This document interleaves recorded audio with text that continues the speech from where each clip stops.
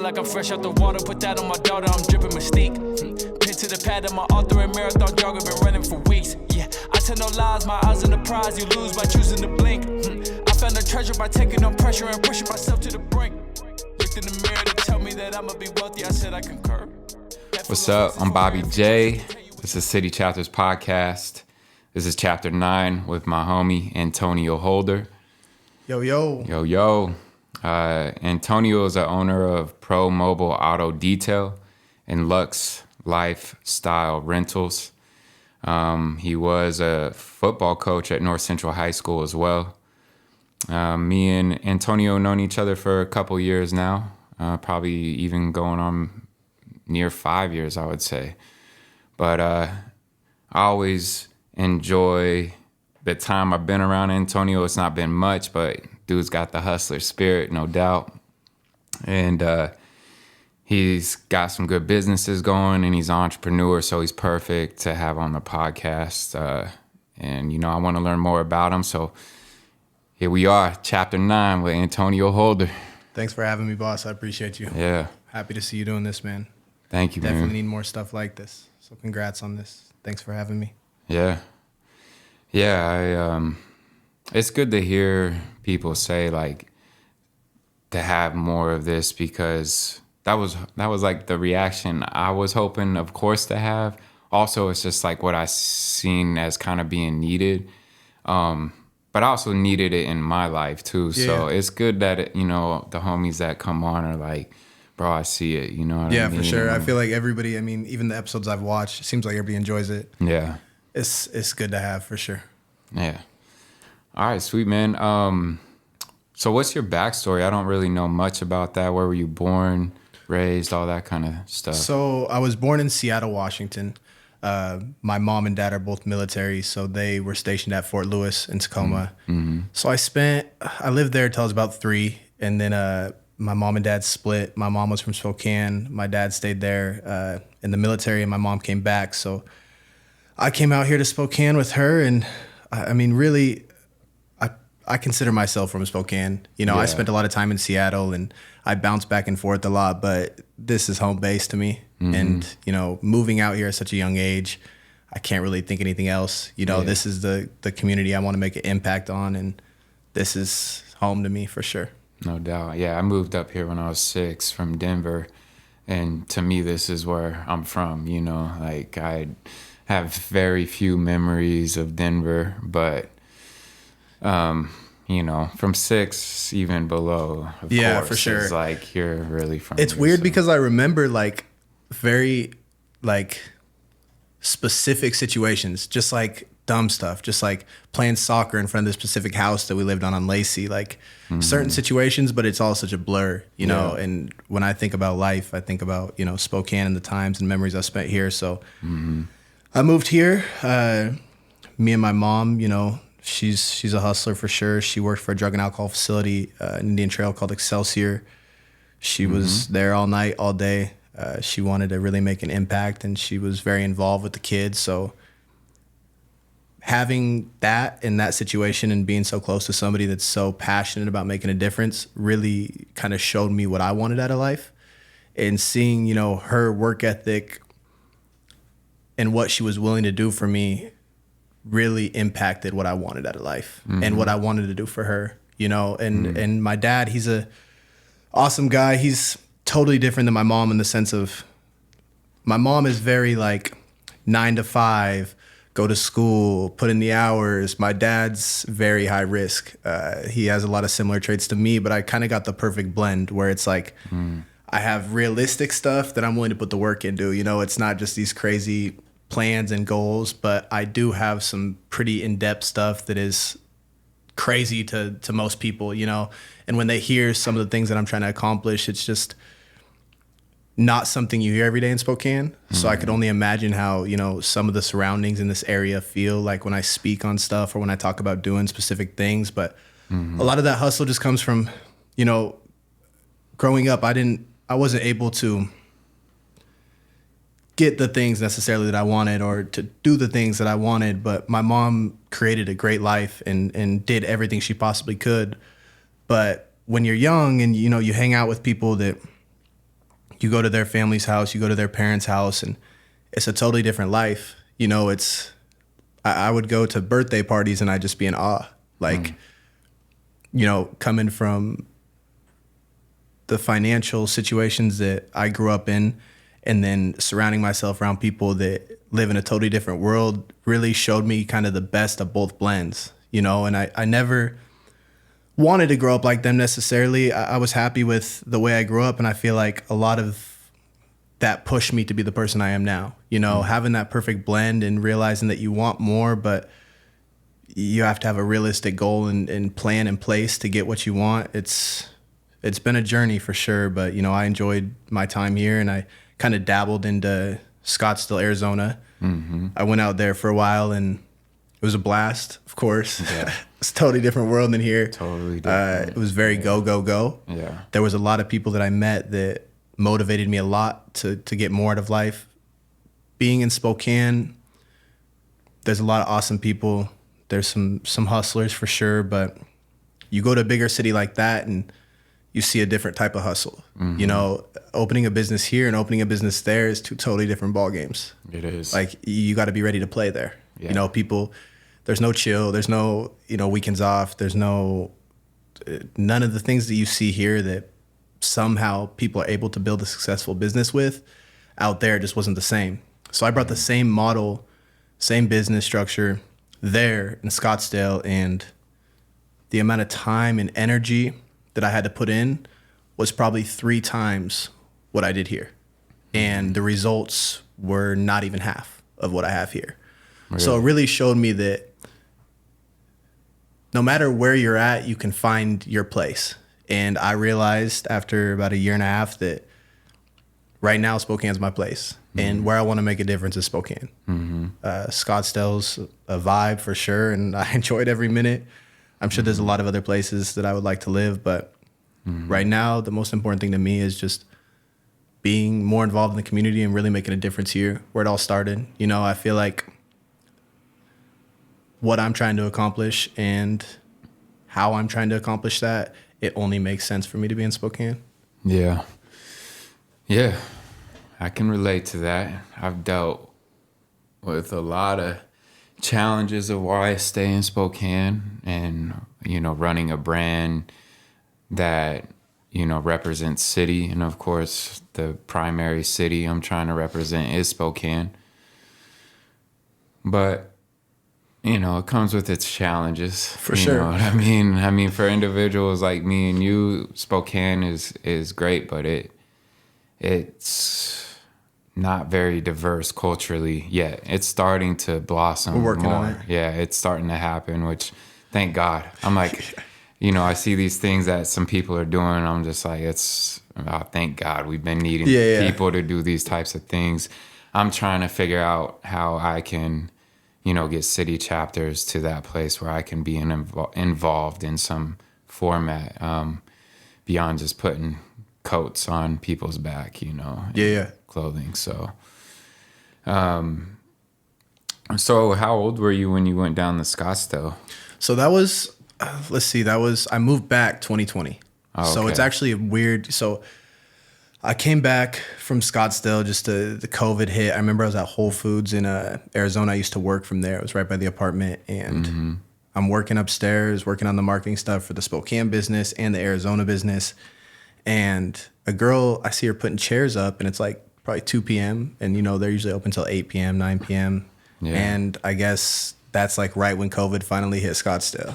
And they're clearing out the buffet. They're putting the chairs up like it's done. Yeah. And it kind of hit me there. I'm like, what are you doing? You know, like, you need to figure out what makes sense for you. Because right now you're really stagnant. You know, you're in Scottsdale. You're not happy. Everything's shut down.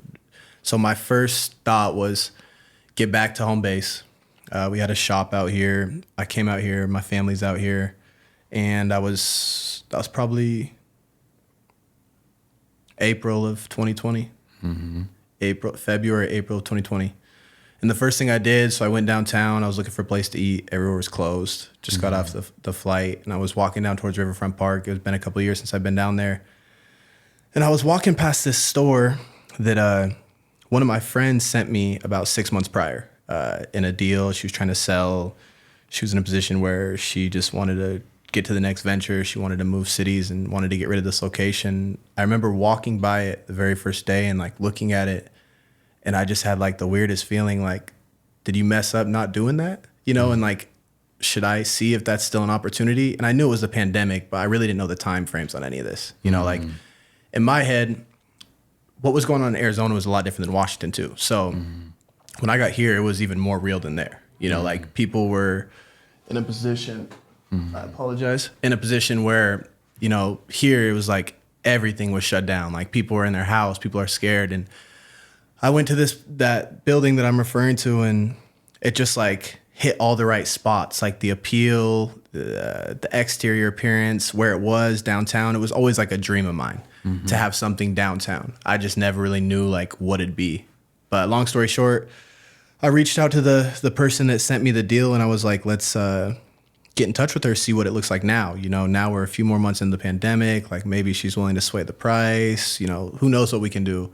And he texted me back probably 15 minutes after, and he's like, weirdest thing, she emailed me this morning, let's see what she said. And long story short, the price got much better.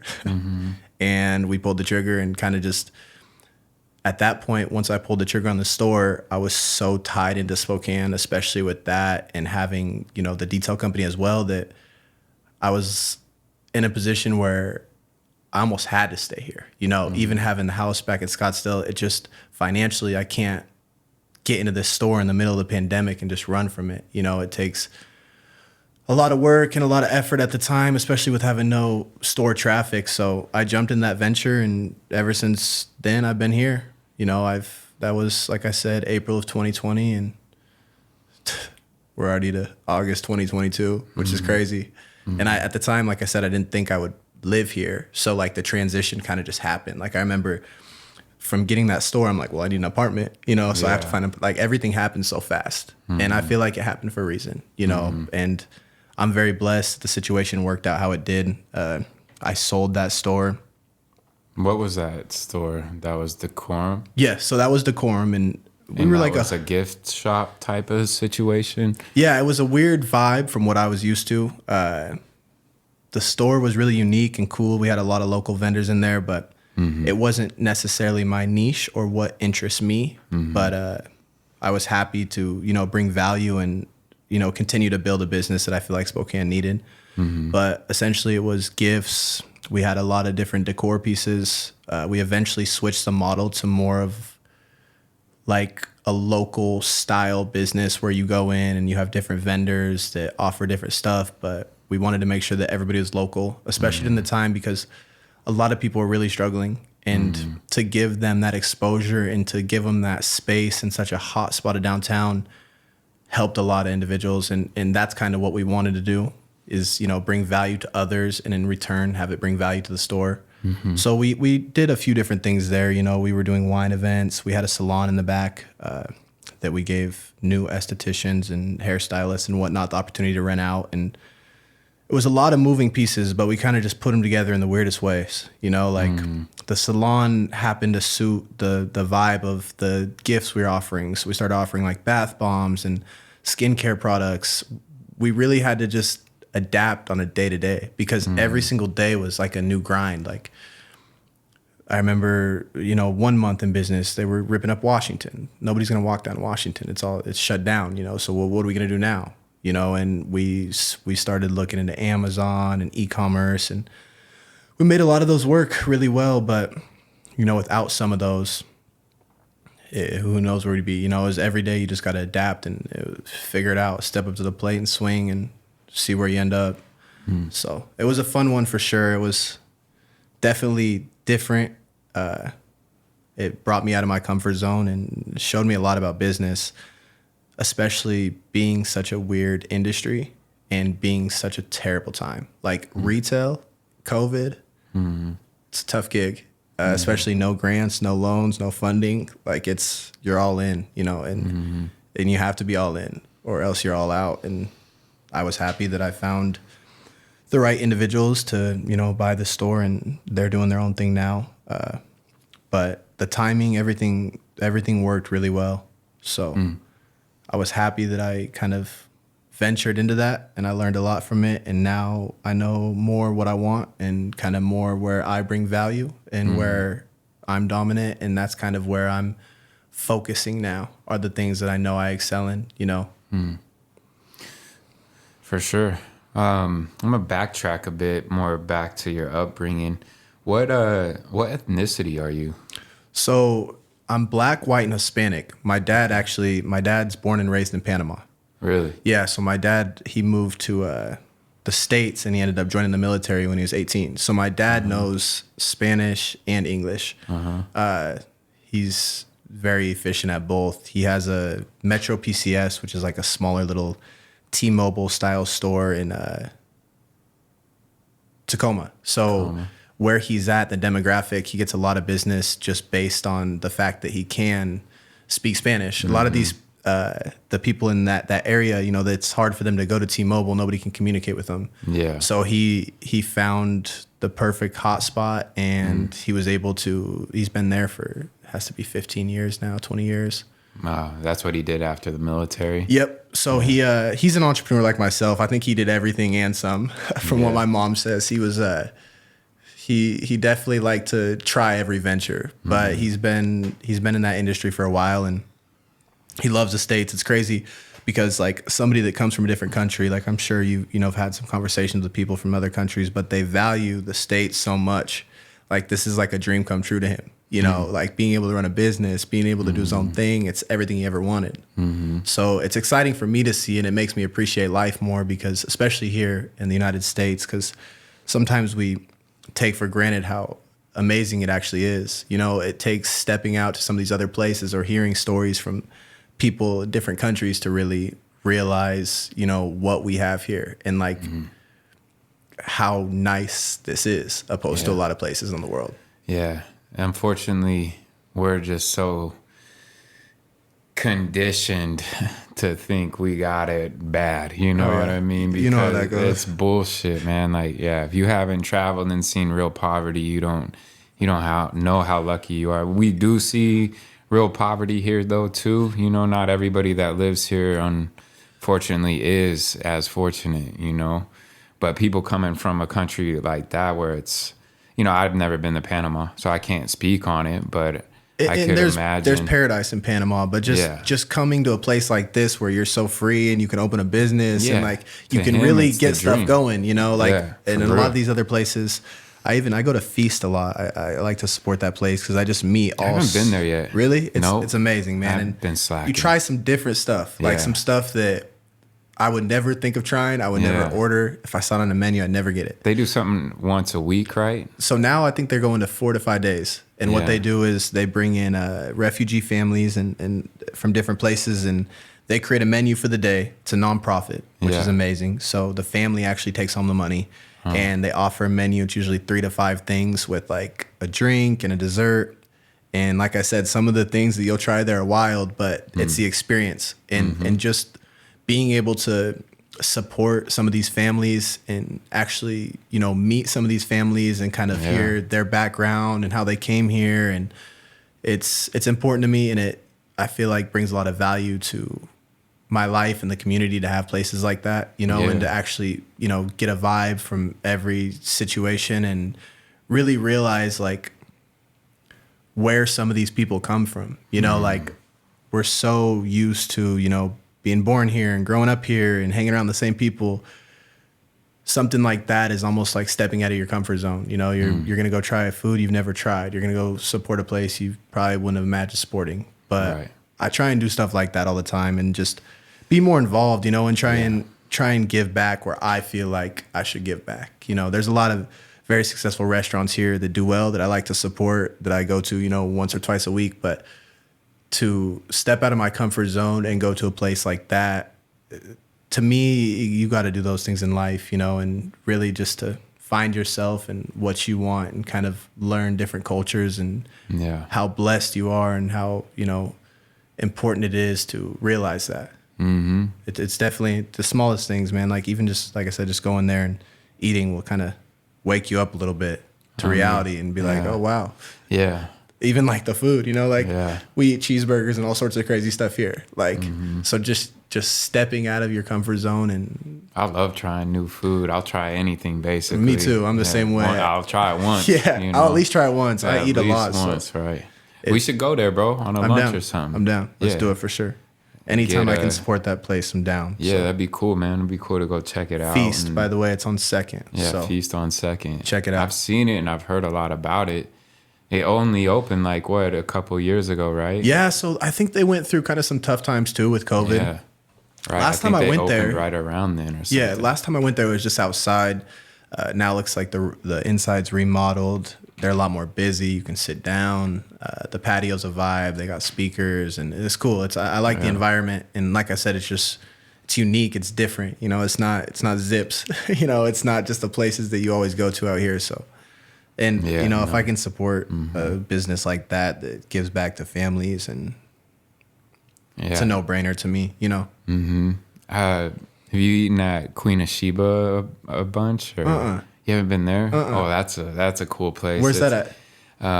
It's in the flour mill. Oh, okay. It's Ethiopian food, and the lady that runs it's from there, and she's just the coolest lady. Yeah. How long have they been in business? Oh, a long time. Okay. I don't know how long, but it's been over 10 years for sure. Oh, wow. I would say, maybe even longer than that. I don't know. Let's add that to the Do you know lunch Brennan? list too. I don't have my mic on. But it's been open for like 15. I went there. 15. Oh, wow. 2006. Yeah, When they Brennan's first saying opened. 15 years. So Yeah. yeah, it's been around for a while. But it's so cool. Like the bread, I love like bread, like non-bread from India, like that kind of stuff, Yeah. and dipping it. Well, they kind of have their own, like it's like a spongy type of rolled up bread, and then you just dip it and you eat with your hands in Ethiopia. It's so good, dude. Smacks. Oh my goodness, it's Yeah, so we're gonna have good. to add that to a spot too. Yeah, it's really cool. Honestly, I've been slacking. I haven't been there in a long time, like way too long. But Time to make a trip back. yeah, like I said, well, like you add the pandemic and then some things that I've been dealing with personally the last year, which I shared about on the last podcast. But in case you didn't know, like I've been dealing with like a DUI and having a blow and go, and like just don't want to be out, bro. Yeah. You know what I mean? It's just Changes like I your can't pull up anywhere without, it's just like all that. So I'm already knowing, I'm just man. like, I'm just gonna sit in timeout, get through Lay this low. year. Lay You low. know what I mean? Like, I'm in the same but boat. I'm really, back. bro. I got my license back last week, and There you go. got I got my car detailed by Autoskin. My bad, bro. But Holla at your boy we had a next free time. trade. You know what I mean? Sounds like a fair trade. to Last me. week too, I was interviewing, or no, 2 weeks ago for my last podcast, I'm interviewing a guy from Swell Coffee, and my dumb ass wears Roast House coffee while I'm interviewing him. I support Ladder and Indaba. Yeah. Roast House does business with me, and I'm like, well, dog, you send me some business, and I print you some shirts, I'll be wearing them, you know? But, yeah, no, that feast place is cool, and then, I'm glad Queen of Sheba, that place I'll is, remember that for sure. Yeah. Yeah, I'm all about new food spots. Have you been to Panama? I haven't been to Panama. So I was supposed to go last winter to Panama. The pandemic, obviously, there's restrictions and certain things. So I haven't went yet, but I plan to go hopefully this winter or early 2023. Yeah, man. It's just freeing up that time, man. Right now I'm so tied up, and I was in a spot where I was very complacent for a while and wasn't utilizing my time how I should have been. And I had my focuses in a lot of the wrong places. But now I'm kind of just like full go, like no chill, all work. Me too. I lay low now too. I'm not really trying to go out or even traveling right now has been. I'm used to doing a lot of stuff, and this work grind and this laying low process has been different. It's been very good for me. I've had the time to really realize what I want out of life and to actually think about what that takes. Everybody has these goals and these dreams. Not many people know what it actually takes to get there. Not many people spend the time to research and realize how hard some of these things are to actually do. Yeah. And a lot of people fail because of it. And I'm not trying to fail. No, I hear you. I'm trying to put myself in a position that's very bright and something I've always dreamed of, and realizing how valuable time is now. I can't spend my time in the wrong ways. So I've been in the same boat with just laying low and just head down, just grinding, you know, just focused on what I want and just following that path and making sure I get to the end of it. For sure. I think for me, it's my goals. You know, I think a lot of people have these ambitious goals, but they're the goals that they see from others that have accomplished. So they're like, oh, I want what that person has done, or I want to do something similar. But it's not really your goal. You're taking somebody else's, you know, success and hoping that you could maybe bring that into your life, right? But it's not really authentic to you. And it takes a special kind of individual that can take and look at an ambitious goal that they see somebody else living out and be able to do the work to get there, even though maybe when they get there, it's not really what they want, and then they figure something else out. But most people don't have that kind of work ethic or drive force, you know? And because like Steve Jobs said, it's like, whatever you do, you better love it, because you're not going to have what it takes basically to accomplish it if you don't absolutely love it, because of how much it takes to accomplish it. And for me, I definitely had goals that were really not my own. You know what I mean? Like, I need the cars, I need the house, I need the money, I need this in the bank account, the Cullinans. you know, and like, yeah, I still want the money in the bank account. I still, you know, I don't maybe want the same types of houses I wanted before, but I want nice houses that are well designed, because your environment is very important. You know, the car you get in, I like my cars to be clean, you know, I like them to be organized, clean, because it affects the way I feel, you know, and so I don't want to be in hoopties, you know, but I don't, you know, do I want to drive some crazy cars in my lifetime just to see what it's like? Yeah. Do I need to own them? I don't know, you know, but my goals have definitely changed, and getting to why I do what I do and why I even want to do it has been a long, continuous question for me. But I finally feel like I've done enough work with myself to be like, all right, these are things that I do want to achieve, and these are very authentic reasons now. It's not just from programming that a lot of us deal with, you know? So. Well, you kind of got to have that why too, you know, and a lot of people don't really know what they want until they get to that point, you know, and then sometimes your plans and goals just change dramatically overnight. You know, I deal with the same thing, and like as you grow and as you get older, you realize what's actually important to your happiness, and that's one thing that I've been very focused on. Just went kind of down a weird path. I just didn't feel like myself. I definitely wasn't happy by any means, and I was doing a lot to try and find happiness, but I wasn't doing the right things to bring me happiness. And throughout the years, that's one thing that I've really realized is like your happiness and being happy on a day-to-day basis and working to be the best you is what really matters, you know? And then at that point, it's what comes with that, you know? And everybody has, it sounds like you're kind of the same with me. Like, I want a nice car, you know, I want a nice house. I think everybody does. Who's willing to put in the work to do that? And then when you get there, are you going to be satisfied? And I've accomplished some pretty cool things, and I still don't get that satisfaction. It's always what's next. What else can I do? How can I be bigger? How can I make more? And really focusing in on my happiness, and, you know, going about the process in a way to where it's not money driven. I'm not looking at social media as trying to live this life or follow this dude. It's what are you going to do that's going to make you happy? And how are you going to get there? And now it's just following those steps and making sure every single day I'm putting myself in a position to get closer towards those goals, you know, putting myself in a position to be closer to the long term. I'm very, very long term. There's a lot of very successful people, you know, that kind of phase in and out. But for me, this is a long-term plan.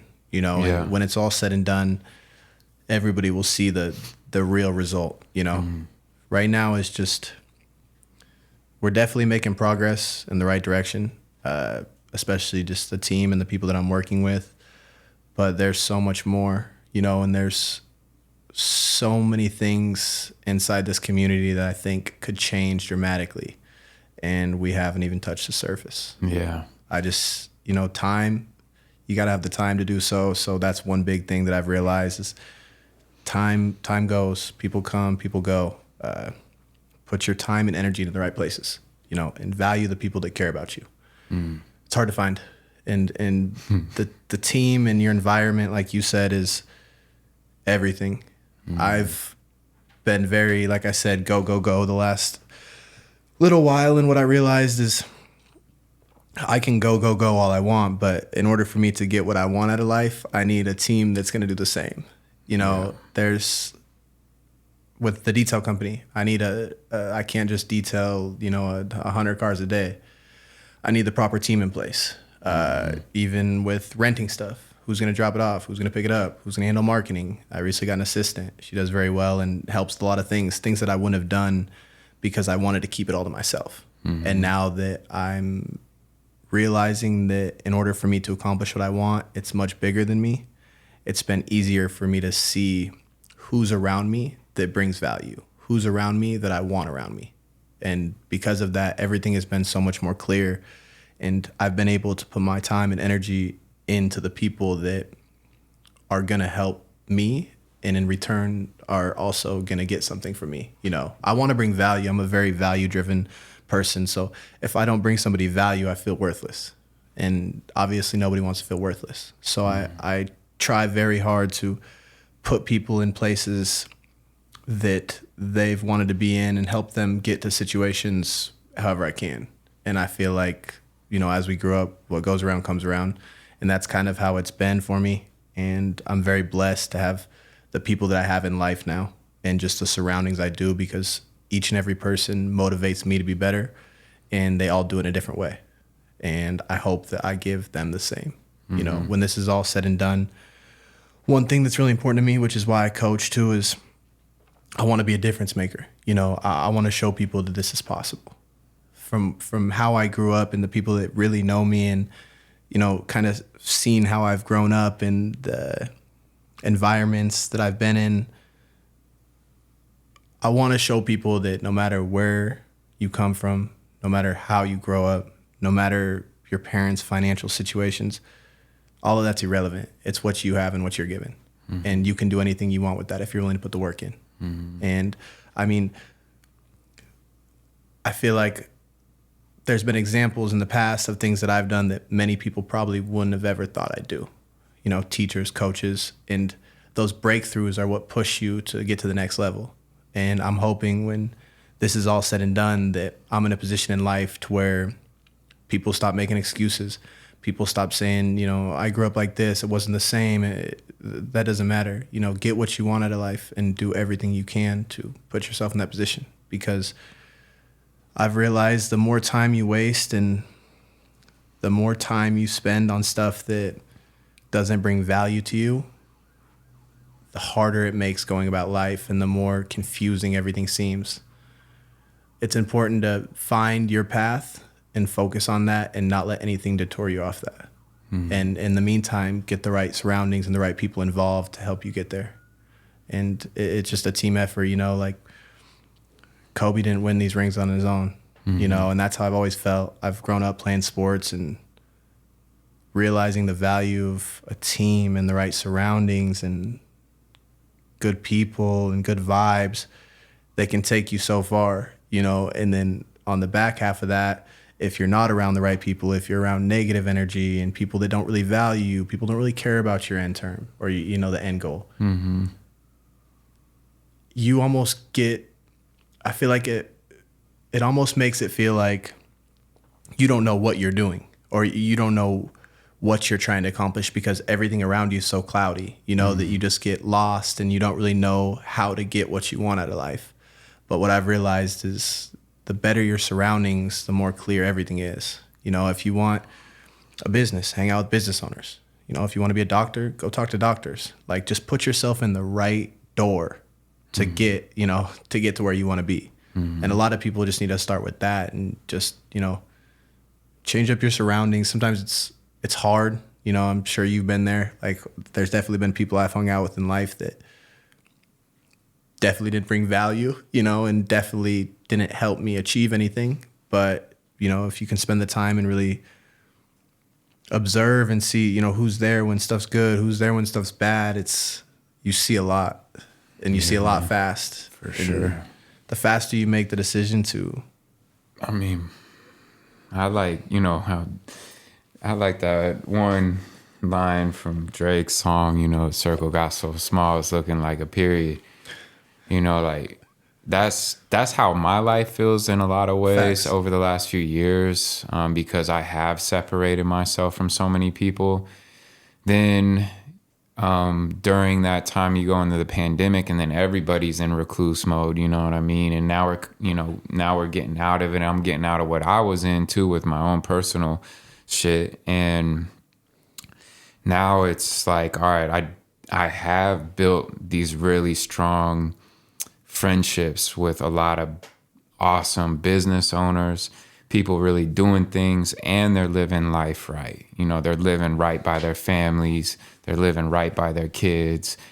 And so now it's like, man, I really do got a strong community that I can really build upon. And I have a lot of people that believe in city chapters, but, you know, I've been dealing with my own belief in myself at times, you know, like when you do this thing, and even when people love and even support it, it can feel completely lonely, you know what I mean? And it comes down to like how and why are you even gonna keep trying to do this? And I've been dealing with that a lot until lately, like even just a few weeks ago, you know? But then I got out of this phase that I've been in with the whole legal stuff and just all that. And just because the only thing that I've kept doing, the one asset that I've had that is my best is perseverance. I just keep getting back up, no matter how ragged I feel. You know what I mean? Like if I was in a fight, I don't know if you've seen this movie, but there's a movie called Cool Hand Luke. I don't think I have. It's an older movie. I forget who plays. Anyway, there's this scene. He's in jail, and he's boxing the big dude in the jailhouse because he's like, I'm not gonna stand down. We're gonna box. Big dude just keeps knocking him down and down and down, but the guy just keeps getting back up. Like, you know what I mean? He can barely get up, and like dudes are like, "Are you serious? You're gonna keep getting back up?"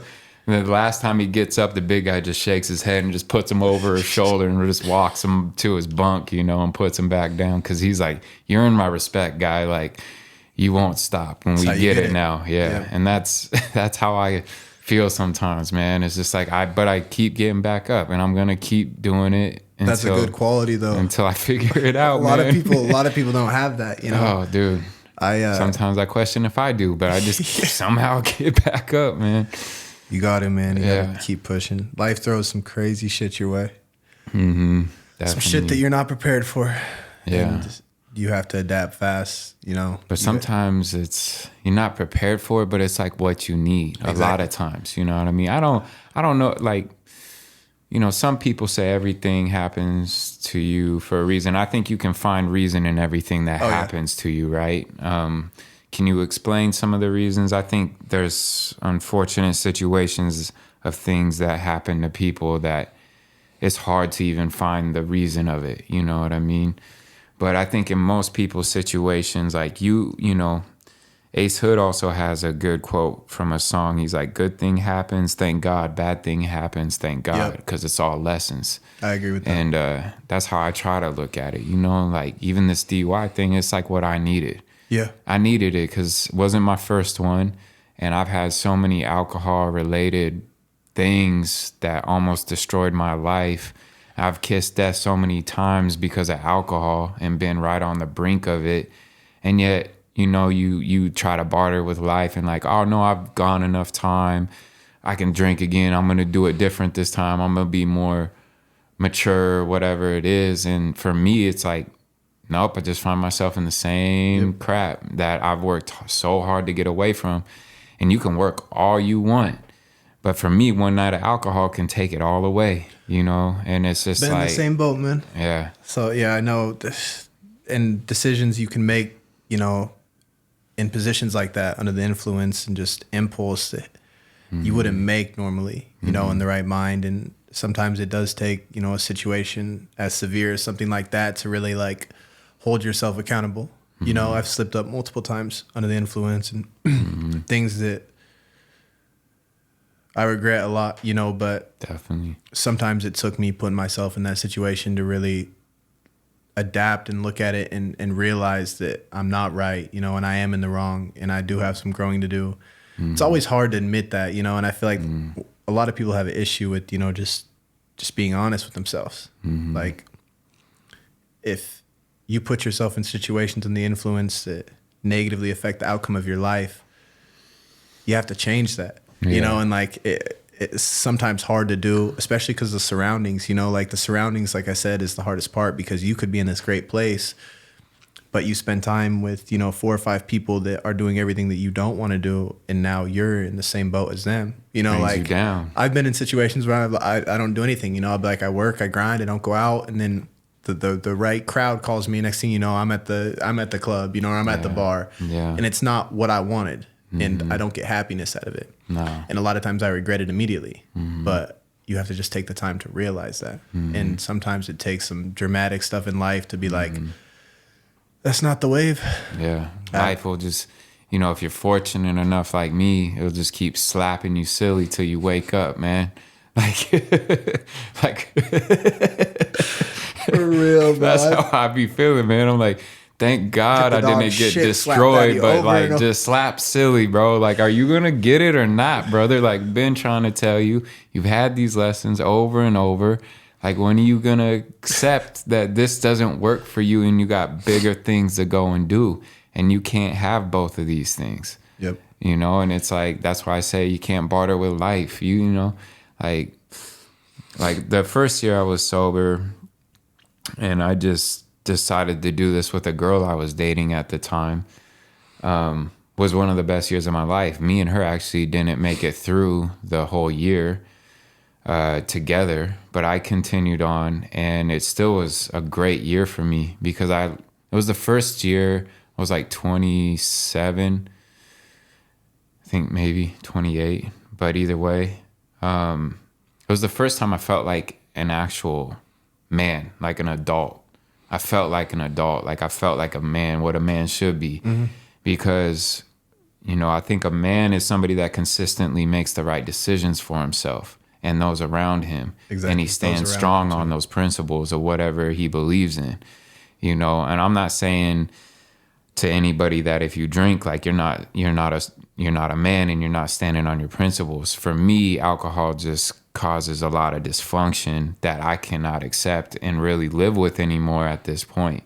Like this last thing that I went through is just like, man, I'm just like mentally I can't take that no more. Like going through those cycles with alcohol, you know. It's a lot, and I mean, you know, stress, anxiety, these things are real too, and none of those really contribute to that, you know, and it just makes everything, like I said, more cloudy and harder to deal with.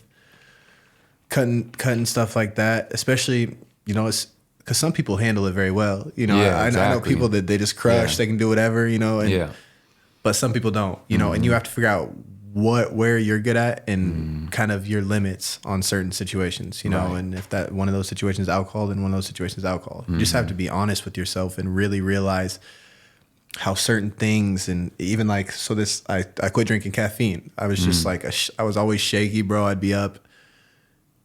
There'd be nights where I'd go to bed at 2, I'd wake up at 4:35, and it just like really threw off my sleep schedule and just didn't help me in any way. Did it cause anxiety for you too? Yeah, it caused a lot of anxiety, and just like, I'm already pretty like, you know, fast moving, so I don't really need the caffeine. It kind of just did something to my body that, you know, and it's like, I'm trying to find other things to drink and other ways to, because I realized that didn't bring me any value. It wasn't helping me achieve what I needed to. It was negatively affecting me. And it took, you know, 5-6 years to really realize that. But when you do realize that, it's important that you make a change. And I feel like that's so awesome that you were able to do that. You know, it's so easy to live here, you know, to go to Taco Tuesday or to, you know, to go get dinner and a drink, or just put yourself in those situations. Cause, you know, a lot of things and a lot of stuff going on here that can play a part in, you know, like before you know it, you could be out, you know, it's like just what people do, it seems to be like. So it does seem that way, right? I can't seemingly find anything to do that, you know, revolves. I have a few times, and I would like to start golfing more, but all my homies that golf are getting faded on the course. Like, I guess I deal with the same thing. Yeah, but I would still go, and it's something to do, and I don't have to drink. I can be around drinking. It doesn't bother me. I don't get like an itch or something. Like when I'm in my zone and I'm like, I'm not drinking. Like there's nothing that, I don't have like an addiction problem to it like that, you know? But it's like, once I start, you know, who knows? You know what I mean? Like as far as in that night or that day, if I decide to drink, happen. Well, could be awesome, could be really bad. Yeah, it could be terrible, could be life changing. Yeah. And been there, man. Right. But yeah, golfing is growing more on me. And the few times I've been in the last couple of years, I'm like, I actually like this, you know? Yeah. I appreciated the game more than when I tried it when I was in my 20s. Yeah, especially if you can find the right group and surroundings, you know, because I have friends I golf with by, you know, the whole nine. They're, you know, they're on the next six pack. And then I have people I golf with that they don't even consider drinking on the course. Yeah. And I have fun with both of them. You know, there's a different vibe in both styles of golf. But I feel like just finding something that intrigues you and staying true to it is important, you know, because it's a hobby in a sense, and typically hobbies bring happiness. So I'm trying to find more things in life besides, you know, just traveling and drinking and being so go that's a little more mellow, that brings a different approach to my life, where it's relaxing and peaceful and just, you know, all back to what I said, just being happy. You know, sometimes fast pace and go wears on you, and it takes something different and trying something different to see what you really want, you know? For sure. Yeah. And golf intrigues me also because you're on the course with that person for that amount of time, and, you know, you can have conversations about business or whatnot, you know? So great place for business, for sure. Which I've always known is a big part of why businessmen golf, you know? Yeah. Something to do and hang out, but also talk some business and different You got a lot of things, time so, too. Yeah. You know, 4 hours is a lot, can be talked about in that time frame. So yeah, little things like that I've been trying to do, and just even just like random stuff I posted the other day. I'm trying to, and if anybody can, you know, point me in the right direction, but even just like, you know, doing more like, so I actually, like I said, I was kind of in a weird spot, and I felt like I needed something. I didn't know what it was. So I was trying everything. And one of the things that I decided to try was a therapist. And I actually have never even really said anything about this, but I learned a lot from it in the sense of just having somebody to talk to, you know, and it was something completely new to me that I probably would have never tried, but there's value from those situations because, like I said, it's, you step outside of your comfort zone and you take a different approach at things. But like one of the things that the gentleman would always, you know, talk to me about is you have to do different stuff to get a different result. You know, he's like, go to a soup kitchen. You know, and I'm supposed to next Thursday. And he's like, just put yourself in places that don't feel like you at all and see how you react, see how you feel. And I feel like there's so much to learn from that because, like, I even remember, like, the first time I went fishing, you know, it's like, it's a completely different world. You meet different people in that space. You learn different things in that space. And at the end of the day, for me, anything I can learn or anything that I can do to better my life and to make me feel stronger, more motivated, more disciplined, I'm now open for. If somebody would have told me to talk to a therapist 2 years ago, I would have laughed at him. It wouldn't even have crossed my mind. I would have just been like, what are you saying? It's funny because even he says, when you talk about getting back up, I I don't think I'm obviously like most of the clients he has. Like we have a lot of business conversations, and even when I talk to him, he's like, "You're where right now?" You know, I'm at the coffee shop, and he's like, "What's wrong?" You know, and I'm like, "Nothing." He's like, "A lot of my people I'm talking to, they don't even want to get out of bed. You know, like they don't have the motivation to keep going." He's like, "The fact that you do is strong, and you have to ride on that because a lot of people aren't blessed with that. You know, people get kicked down, they don't get up. You know, and for us to have that perseverance and being so motivated to get back up, even when situations are terrible. You know, like I mean, even the DUI situation, stuff like that. It's like it's a real just kick for sure, and it takes a lot to get up from, and it changes how your life looks." Oh, for sure. So it's just important to just, keep getting back up. It's been, talking to him has been just something just totally different, man. Like, that's good, bro. Just hearing his approach on, and like a lot of it's very valuable because I'll be beating myself up and I'll be like, whoa, whoa, whoa. Maybe I'll talk to him. I had a therapist, and she just, I feel like she couldn't relate to what I've been through, and it's like, that was I kind of talked myself through my own therapy. So she's just like, well, she didn't say this, of course, but she would just be like, like I'm just therapizing myself, like, and so I was just like, she wouldn't give me enough to grow on or like think about or things like that. So I'm like, I had to let her go, it's just like, it's just not, I'm not getting anything from this. And that's kind of what like I thought was going to be the situation. Like anybody that knows me, I'm pretty prideful. So one, it takes a lot to even talk to anybody, but to have somebody tell me what to do is a different game, and like, I was concerned because I'm like, why am I listening to this guy? Like, can this guy really bring me value? And there's certain situations that you can find from everybody, and even if it's stuff that I don't agree with, I still learn from it. Like there's certain things that he mentions or says that realistically they probably go in one ear and out the other. It's just not relatable to me or what I'm looking for with him. But there's pieces that I grab that change the dynamic of my life because sometimes it's just little things, like even just realizing that, other people, when shit's shitty, they don't get up, I have employees, I have business partners, I have real life situations that I can't just stay down for, I have to bring myself to a place regardless of what I have going on in life to keep going. And it sounds like you're kind of in the same boat, even just having a podcast and whatnot. You have to be motivated to keep going, regardless what it looks like, and I think that perseverance and just no matter what happens, just keep going is probably like one of the most valuable characteristics you can have, because think if you didn't have that, we wouldn't be here right now. It'd be a totally different life for you. You could have went down a path and never made it out. So it's important to keep going and just keep grinding, stay on it, and don't give up till you get what you want out of life. You only got one life. Once you look at it that way, my friend, shout out to Tyrone, he just ordered me a week's calendar. And it's a big ass calendar. You put it right above your bed. It counts down the weeks. So every week you cross it off. And that will put you in check, man. I'm already like, you got to think about it. Most people live, 85, 80-ish.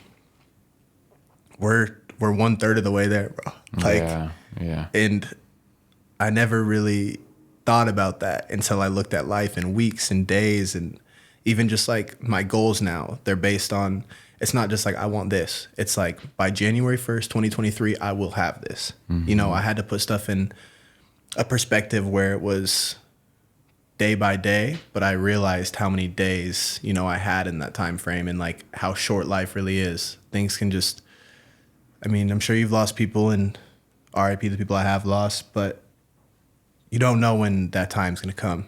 Yeah. So in the time that you have here, to me, it only makes sense to put everything into that, and to really find your purpose and to really bring value to people and to be happy and to find whatever your level of success is and get there, you know, because that's a satisfaction at the end of the day that you want out of life. And that's where happiness comes from. You know, everybody has a different idea of success, and some higher, some lower, some, you know, pretty straightforward. As long as you find that path and you find what it is for you, that's the main goal, you know, is to be the happiest you, to be the best version of you. For sure. Yeah, man. Yeah, you never know. I've always felt like sometimes death has been coming for me. It's right around the corner for me. I get weird feelings like that all the time. Could be from the trauma that I've experienced and violence, but, you know, somehow, some way I'm still here. And it's like the only way I can explain it by getting through the things I've been through is like, there is, for some reason, I've had this belief in me since I was young. There's a higher purpose for me. And I don't even know what it really is yet. You know, city chapters came to me. And it's like, well, what is the real reason that I got this idea? You know, why is city chapters this idea mine? And people who know the brand or I've talked to, I've heard countless times, like, such a genius idea. I wish I would have thought of that myself, you know? And it's like, I don't know if it's a genius concept really to me. It's just that I see the world in a certain way, and I see something that could unite people through their love of their city. But it was, you know, it's like the muse gave it to me or whatever people want to say. Like, I don't really know if it was really my idea. And like the way I started it, you know, was all about making money. And, you know, like I got in the Zoomies the first year. I had all these things going the first year that are like, damn, first year dudes in Zoomies, like all these things. But then I realized, like, I don't even really care about these things like that. It's not even why I want to do this. Why am I even doing this? It's not about money. I mean, of course, making money is always part of the plan. You know what I mean? But like, why do you want to make money? It's not, I don't want to make money for money's sake. And I don't want money to be like, look, I got money. You know what I mean? I do want money to find myself in better environments around high value individuals, for sure. You know, but also to make impact in others' lives, you know what I mean? And that's my main focus. There's, you know, like you were saying, you don't know, like one of my friends passed away Saturday 11 years ago, but this Saturday was 11 years and he died from drinking and driving. You know, it was one of my best friends, and he did a lot for me in life. And, you know, I think about him every day. I have him tatted on me. And I just wonder where he would be, you know, a lot of times. Because dude knew how to make a lot of money, you know what I mean? And we were making monies in ways that were, you know, whatever. But but if he would have had the time to transition into being a businessman, which I know he would have, he'd probably be a multi-millionaire by now. Just the way that guy was with money. It was just like, he had more money than anybody around us at all times. Like, dude was just like, God damn. Yeah. Like, what, how do you make this much money, bro? Like, it's insane, you know? And then another friend of ours, he's been battling cancer for the last few years, and it looks like, you know, he's on his last days, you know what I mean? And he's one of the most amazing individuals, and he actually like practiced holistic healing, but I guess just the type of cancer he's facing, there's just hasn't been a remedy that naturally has been able to work for him. I think he's even done traditional, you know, more medicine practice, but it's just like, he's one of the most loving people I know on this planet. Just his energy when you would see him was just amazing. He lived life, you know, was in South America, learning medicine down there, but also climbing mountains and going to crazy peaks and snowboarding and like just skydiving all the time, like lived a whole life. And, you know, and you know, we're going to lose him soon. And I just, Sorry to hear that. It's hard, man. Cause it sucks that you can't Sometimes really, too, isn't it just the people that shouldn't go? the good ones die young kind of thing, you know, or whatever. But I guess for me, you know, it's like, you know, why isn't that me? I look at it like that. Like, why am I not experiencing that? He is. Will I experience that in the future? We don't know. You know, we don't know who cancer or these types of things will come from, or how death comes to us all is a mystery, you know, a lot of times. But I'm just, you know, I've been trying to take it in.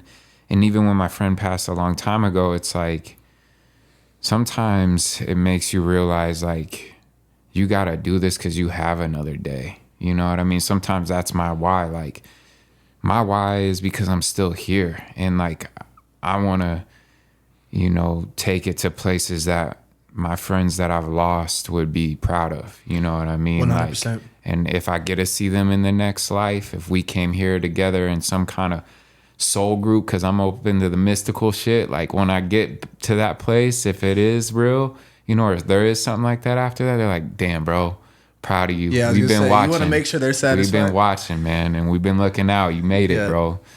And now, you know, who knows if I'll ever have that experience. I don't know if that's real or not, but if it is real and I do get there and I get to see them again, you know, in some type of way, and they can, you know, I made them proud. Like, what's better than that I came and made, and I lived my life, though I fucked it up a lot. That I got it back together and I persevered and I did make something of myself. Because for me, I really look at being here as like, as some kind of spiritual journey that comes with war. You know, like, I've always felt I'm at war, like with two sides of me. There's the human side, the body, the mind, and then there's my spiritual higher self. But those two, you know what I mean? Like, it's a conflict at all times, you know, and I've mastered a lot of my darknesses, I would say, or I don't know if I can say master them. I'm not sure if that's the appropriate term, but I've rounded out a lot of what has been negative in my spirit or in my maybe human body, you know what I mean? In my mind, my human mind. Yeah. So for me, you know, going back to what you, like, you know, you said it, how far you can take it, or like when it's all said and done, I'm hoping in this life that I make leaps and bounds of progress in my mental capacity, my spiritual capacity. Like, as long as I do those things, like, that's really what matters to me. Okay. And I think that, you know, success to the world, that would just be a reflection that City Chapters is done really well. Yeah. And it's known as an organization that really helps people, but byproduct is they make really awesome, fashionable ways to represent your city. Which I think it's big. I remember I actually saw the brand before I personally met you, and I was already a big fan. I thought the whole model and what you were doing is amazing. So congrats on that. I think that's definitely, I see the vision to the fullest, and I know for you it's bigger than clothing. So I think that's one of the keys to why I believe City Chapters will be very successful, is because you look at things from a bigger perspective than just a clothing brand. And I think that's where we have a lot of similarities is, you know, I have this detail company that does great, but it's bigger than that to me. You know, it's not just the cleaning of the vehicles. It's bringing convenience to people that need it so they have more time with their family and friends and they don't have to leave their house. Everything I'm trying to do now has a purpose. And when it all started, it was just money. You know, it was, you've been broke forever. You know, like you grew up broke. Like it's time to get some stuff going for you. And then in the back of my head, this drive was just money, money, money, money. And because of that, you find different people and you look up to different people because of that. And when you actually realize what you want in life, you notice that sometimes that's not what you're going for, and that you're just chasing the financial part of their life. Right. And now that I realize how valuable life is, you can go at any time. It's just important to me to just lay it all on the line and do whatever it takes to find my why and to do the things that I believe I want to do with life, before it's all said and done, because a lot of people didn't get that opportunity. A lot of very, awesome people that I've been around that aren't here. It just gives you more motivation. Like you said, if there was ever that day where, you had that second life and you cross paths with them, you want them to be proud, and I feel like I want everybody to be proud. I want everybody to, be able to learn from me and to take things from the way I live my life and apply them to theirs to help them achieve what they want to achieve, and staying on it and just valuing the importance of life and really analyzing, what comes with it and what your goal is, where you want to be at, really breaking it down. Because I feel like even for me, in the beginning, it started as $1 million, and then it just keeps going and going. But you have to figure out goals within those. Mm-hmm. Why do you want $1 million? Like you said, mm-hmm. What are you going to do with that? Okay, mm-hmm. If you do that, is that going to make you happy? What are you going to get from that? Even just breaking down goals in a way that's like 1 week, 2 weeks. You ever notice how people write their New Year's resolution? They'll say, lose 30 pounds, make 200K, find a new career, win. You're just going to do it at some point this year? Yeah. Got to be specific. To me, what I've realized is the more specific you are, whether you want to lose 20 pounds in 1 week or if you want to do it in 6 months, you hold yourself accountable to something. And then when you get there and you accomplish that goal, the satisfaction is real, because you've worked towards that.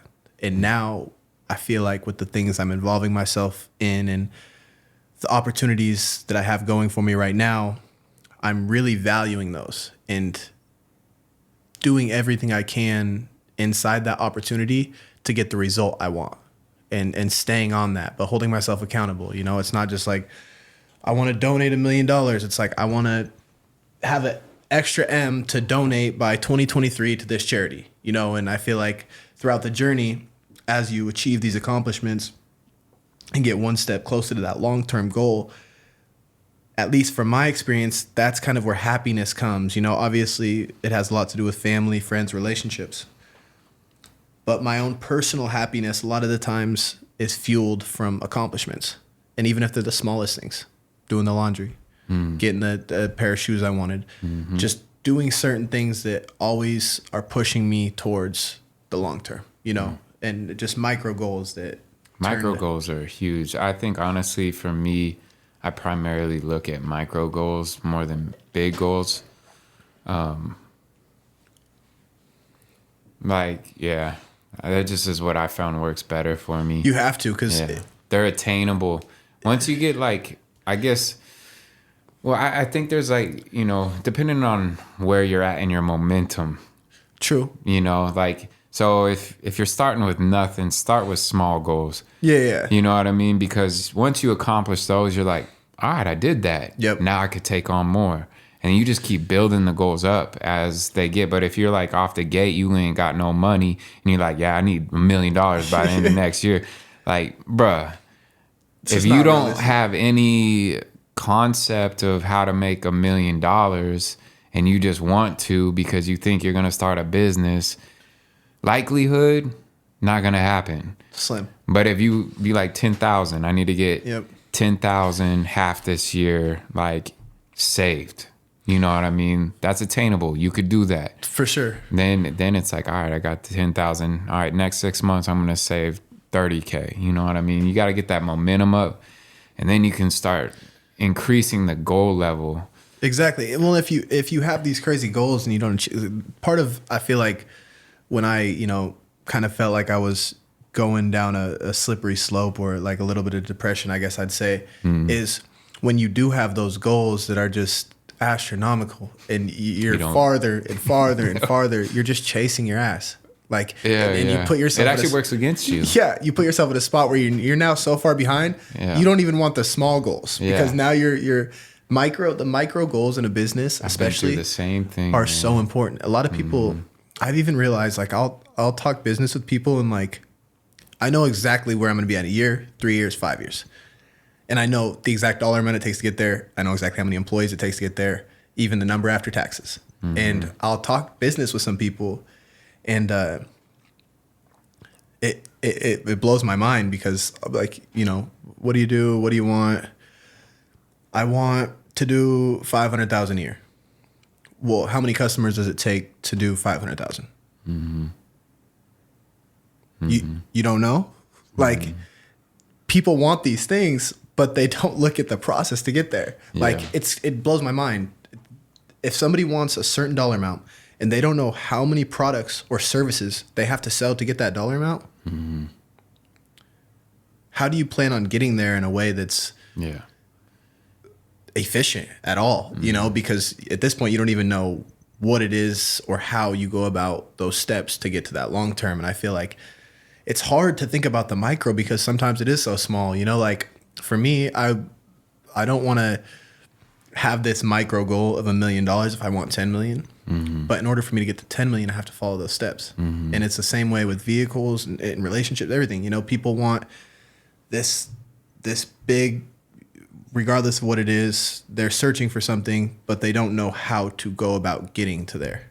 And I feel like once you can kind of realize that life's a process and it takes steps to really get to where you want to be, you have a better understanding of the process to get there and what you need to do along the way and how you can manage those micro goals and how you can hold yourself accountable to the long term by using the micro goals. You know, it's a tough gig because there's, like I said, it's in today's world, it's different too, because so many people see the success of others in a way that's not real.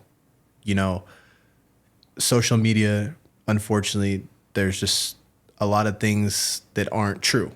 And there's a lot of people living a facade or a life that looks very attractive to us, but in all reality, it's probably not what we want.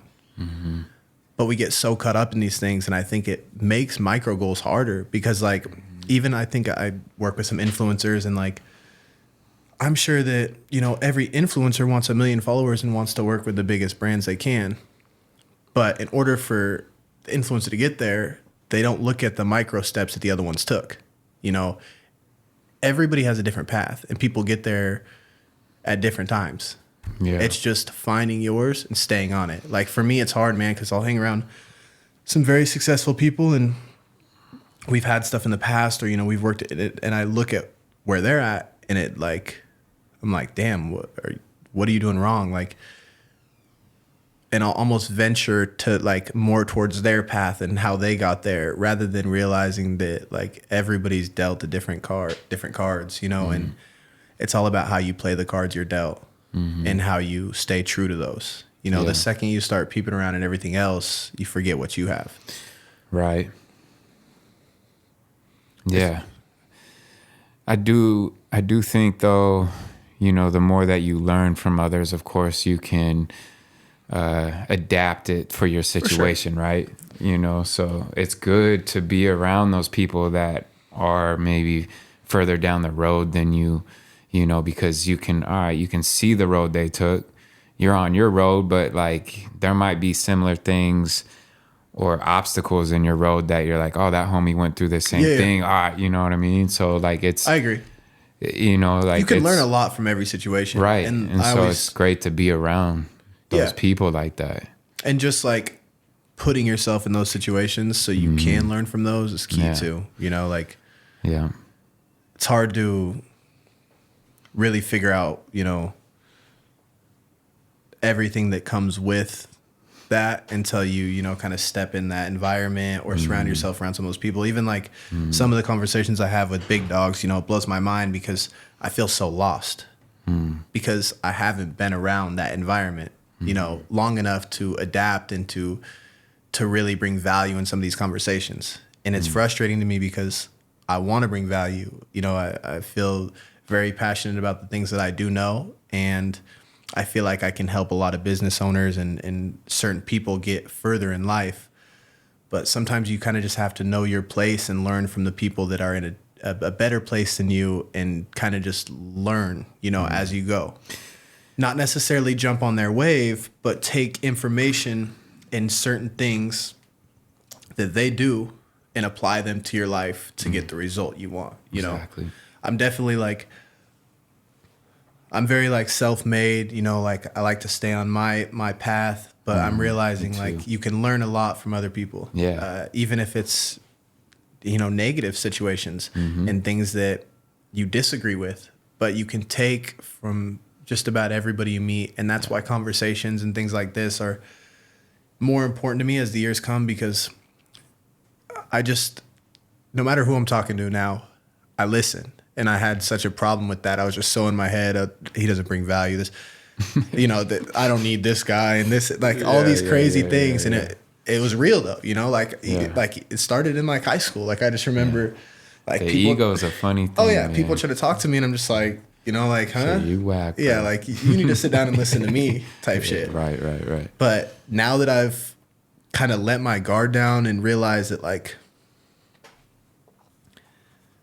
every situation that you encounter in life, there's something to be learned. You're going to learn something from just about every situation. Even some of the conversations I have with the kids on the team, it's I'm so far away from that environment now that a kid could say something that I could take with me for the rest of the years, and something that I probably would have never even heard or thought about if I didn't listen, and that's a kid, I live downtown, so I experience some weird stuff, but even just my walk to Indaba in the morning, I really I don't listen to music. I'm not on my phone. I just push straight there. That's my routine every day.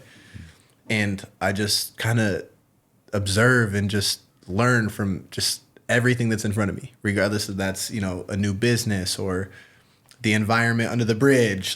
There's something that you can take from every situation. So once you can open your ears and listen and, kind of let your guard down and be open to information, even if it's not going to help you right away, the more knowledge you have, typically, as we've seen, the further along in life you get. For sure. And the more, I like to be versatile, and be able to do a bunch of things and to learn stuff fast and be able to hear from one person, take the information and apply it to my own stuff, Yeah. And now that I'm able to do that, I've just realized that there's so much more value in life.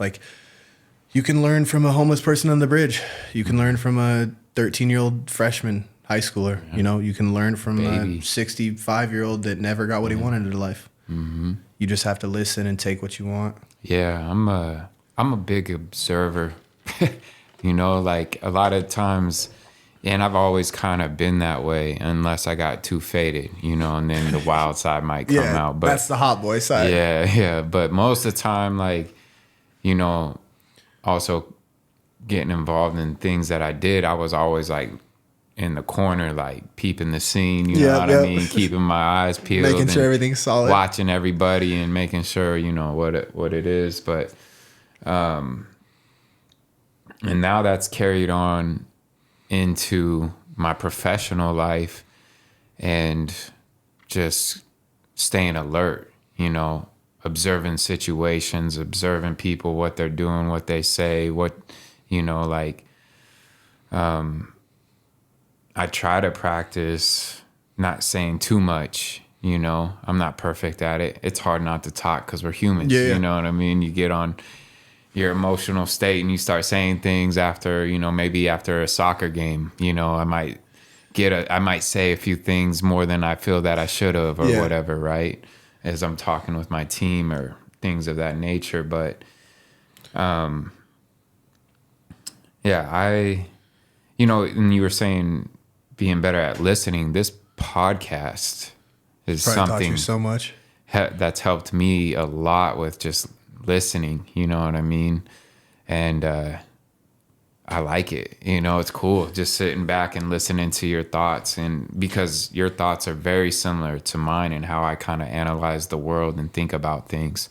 So it's comforting to know, you know, there's another hustler, another entrepreneur in my city that's like, we really are on very similar vibes, sure. and we want very similar things, you know, and it's just more confirmation that there's a lot of individuals in this city that we can team up with and really start making some big moves.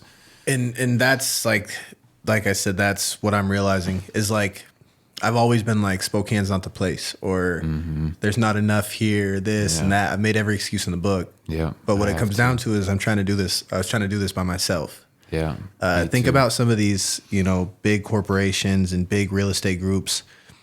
It's not a one-man show, you know, and even listening, you can learn, you know, and I feel like one thing with listening that I've realized is it can put you in situations that if you didn't listen, you would never be in, you know, and I've had such a hard time with listening because I've been so prideful, like I said. Even in relationships, it's like I have all this stuff to say, but when it comes time for them to talk, listening just was tough for me, you know, and like it's took a while to admit that and realize how I can be better at that. But a lot of it was just because I didn't value the importance of listening to people. And now that I see the value from it and I've learned stuff and there's things I've taken away from people that 2 years ago, I wouldn't even listen to their voice. You know, I just would have assumed that they were valueless or that they couldn't contribute to my life and they couldn't help me in any way. But sometimes it's not all about what can help you, you know, and for sure. Now that I've been more open as an individual and just more understanding of how people feel, and really what it comes down to is just caring, you know, and just actually, you know, listening to people and actually hearing what people have to say and bringing value how I can from that point, you know. It's the team part of the life I'm trying to live is very key. I think that there's so many things that we can do in Spokane right here, right at home base with the right surroundings, like some real powerful stuff that I wouldn't have necessarily thought was reality 2 years ago. I would have thought, you know, there's nobody that can do this, or where am I going to find this person? But everybody brings a little something to the table, you know, and if you can make all those moving parts work, sky's the limit. Like there's a project I'm working on right now that's pretty low key. I think 4 individuals know, including the person who's helping us get into the building. But with myself, I would have never been able to even accomplish something like this. You know, I don't have the time. There's things that I necessarily wouldn't have known going into this type of industry if I didn't trust others and if I didn't listen to other individuals and bring them on to the team. And having the team that I'm building now, which I picture the team, I love to do stuff with you, and just there's so many people that I want to be closer to in the community and really work with. Even if we don't bring financial value to each other, boom, I know this guy. You're trying to, you know, do this, I got this person. Just really connect the right pieces, because that's a lot of what we're missing here. Is there's some powerful entrepreneurs. There's definitely some money floating around. It's just making all the moving parts work and working as a team to get that end result. And it's a blessing to, you know, have people in your corner and to build that team, because if everybody's goal is happiness, you know, and obviously everybody wants to be successful, and you're working as a team to achieve that, I feel like it's even that much more beautiful. You know, like I don't want to be the only one happy and successful.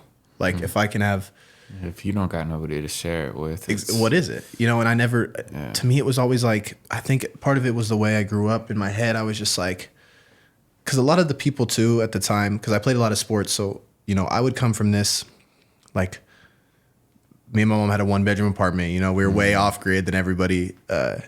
And I'd go to like some of their, you know, birthdays or to their house after practice. And it was just a different world in a sense. And like, once I was able to realize, like, it doesn't, no matter what you have now, like, stuff can change dramatically, you know, and if you build the right environment and the right team, you're going to get to that goal faster.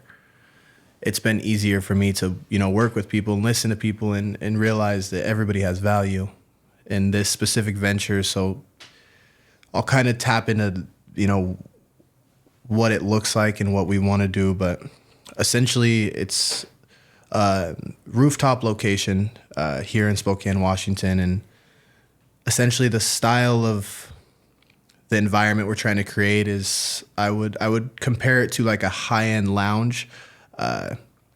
There obviously will be alcohol. There'll also be coffee and food. We want it to be member based. So I want this to be an exclusive vibe where we have the same surroundings on a weekly basis, which my goal and what I'm hoping is it's like-minded entrepreneurs, women, males, people that have the ambition to surround themselves around successful, strong, hustling people on a day-to-day basis.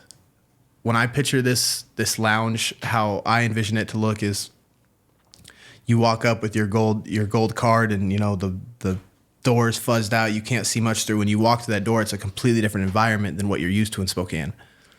From the surroundings to the way it looks, create an atmosphere that's exclusive, that's high-end, that pushes people to find their why and achieve more in life than the everyday weekend at the Globe or Barachos. You know, the pricing, obviously, you know, you definitely have to work to be able to afford this place. There's a monthly fee that comes with it, but the value you can get from that, you know, you walk into, for me, it's been hard growing up. There hasn't really been, and part of it is my own fault. I haven't surrounded myself around the right people.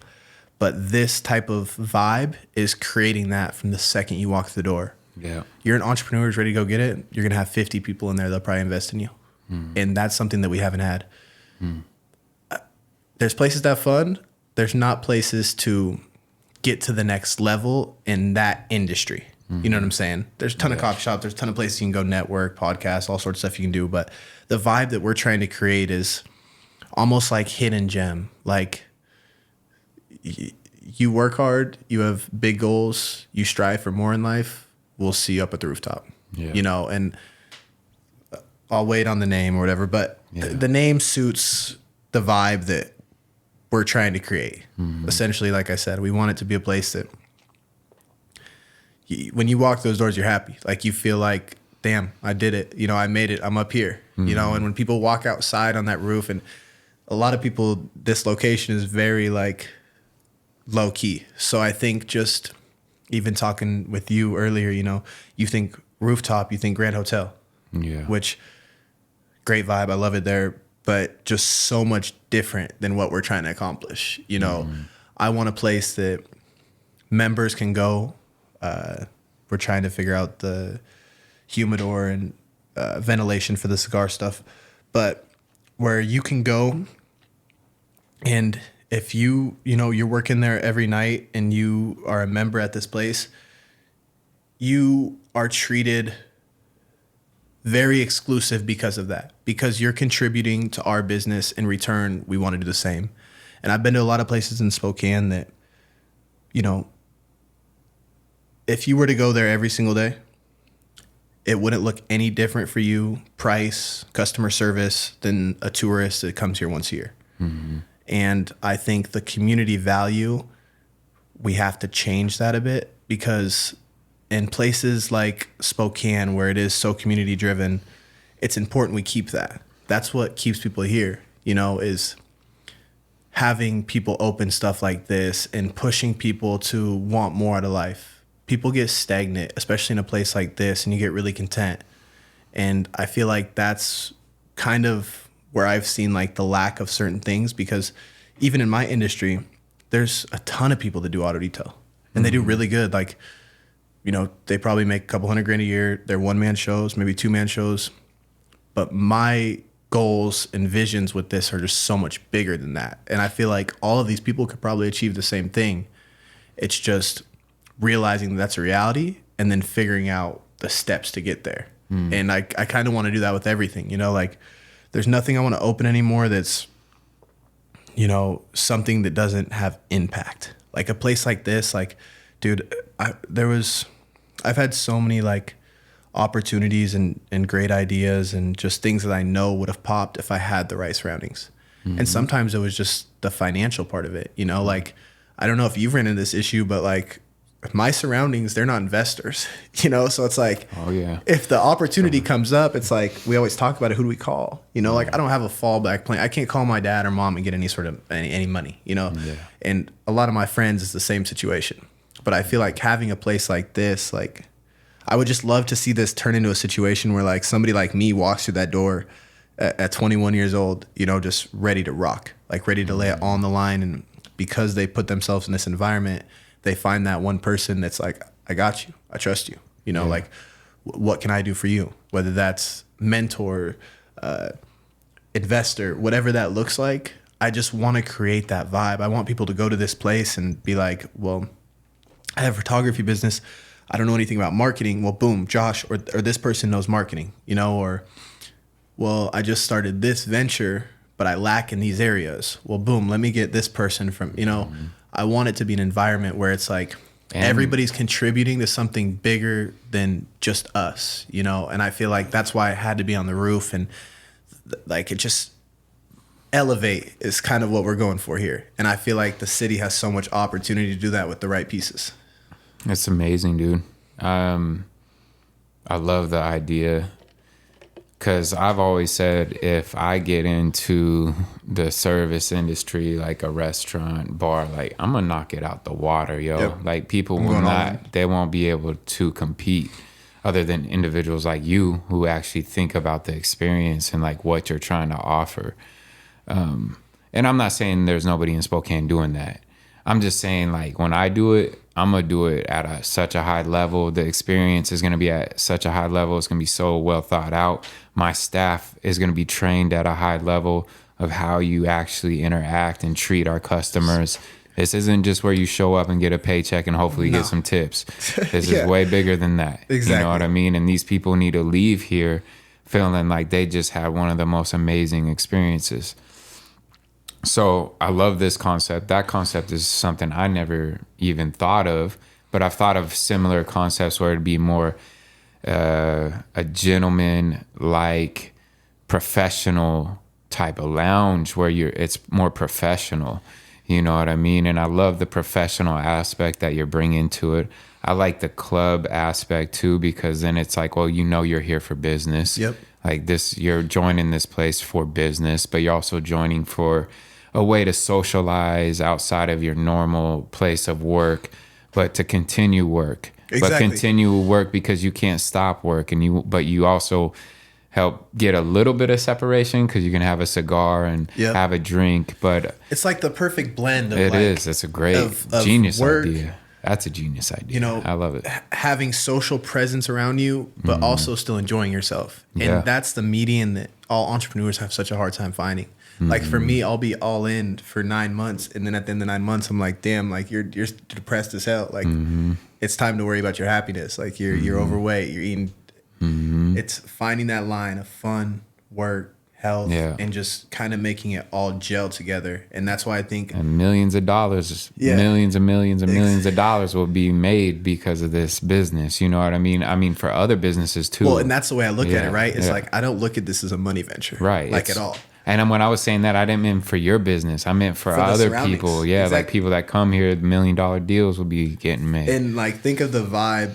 If I could create that vibe, I just feel like that's, you know, it's only going to make me feel more satisfied with what I'm doing and get more happiness out of these ventures. You know, like everything I'm trying to do now has like a why. And before the why was the bag, you know, like get this, get that. And it was all materialistic. Like when I looked at what I actually wanted, it's like, it's funny. Like, I don't even like to say the things now because it's just like, who were you? You know, but now that I see this like place that can be so dominant and like so structured to a point where entrepreneurs have to go to this place. Like if you're not a part of this, like what are you a part of? You know, doing? like I want people, I want to it. go out and see people with that gold card, you know, this and like they take that straight up. And eventually I'd be I there want to all see the time. people that probably wouldn't be able to afford that or, you know, maybe wouldn't have been able to even have the motivation to work their way up to a place like that. A year down the road, you know, they're not at these clubs anymore raging, like they're up here with the big dogs, you know. And I feel like the further we get along, we'll really see like the change in how a place like this can motivate people to want more. And I hope what this does is, I hope like the second you walk through that door, you no longer want to be average.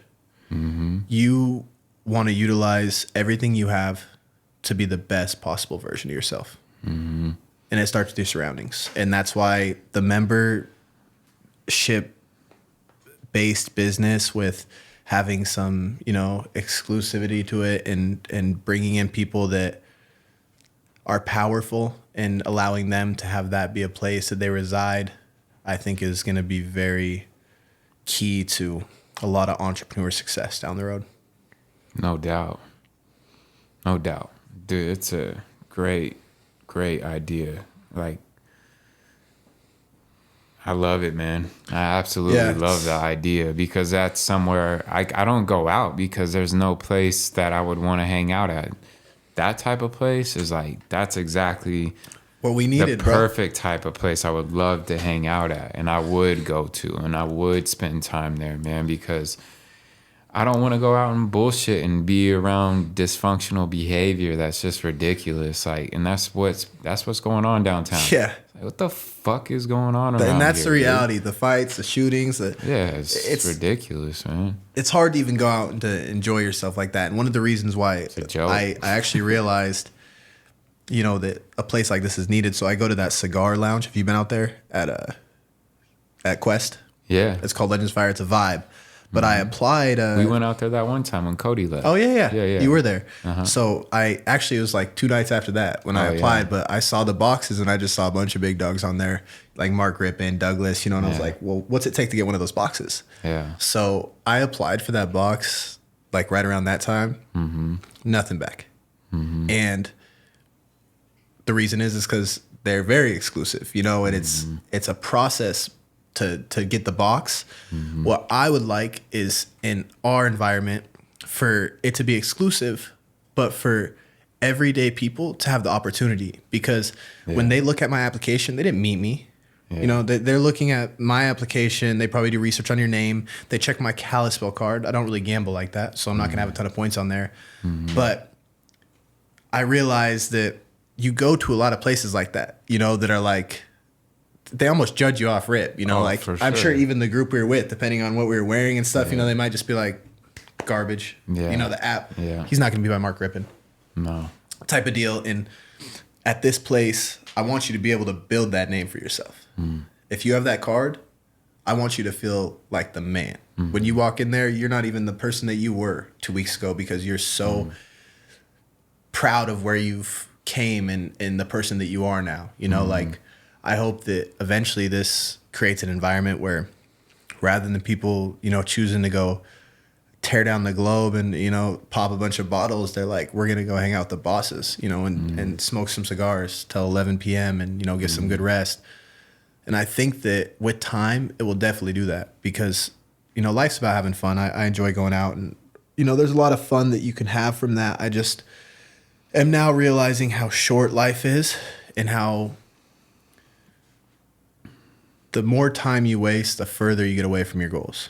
So the time that you spend on getting there is very important. And you don't notice how important it is until it's gone, or until the opportunity's gone, or until you pass away, or you get sick, you're old, you have kids, you're in a position where you're not as capable as you once were. And all I'm trying to do with my life is avoid that. You know, I've already feel like I'm behind. I feel like, me too, man.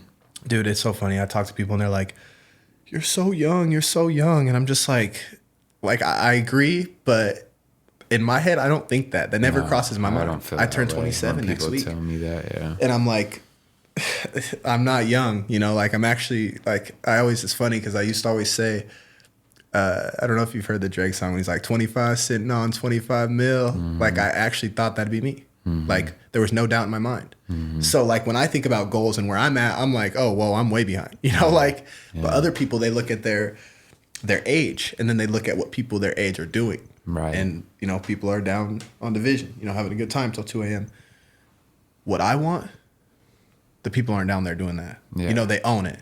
You know, they're at home sitting back, collecting. Yeah. So it's just environment. And I feel like this place will be a hot spot for that. You know, I got a lot of people that tell me like, and have told me through my life, like, you know, don't be so hard on yourself. And I'm like, Gotta be. you just don't want what I want. So you don't understand why I'm hard on myself. But the biggest problem for me and why I didn't see certain success that I thought I wanted or was going to see when I was younger, it all has to do with me putting myself around individuals who I will always love, you know what I mean, regardless, but we were all lost. Yeah. And I always had a dream and a goal, but these were my homies. You know, this is what was cool for me to do, to get to the girls, to be that dude. But, you know, all it did was prolong what I'm trying to get to. And, you know, it's all part of the lesson. So there's no regrets about it. But I definitely feel like in one aspect is like, damn, I've wasted so much time.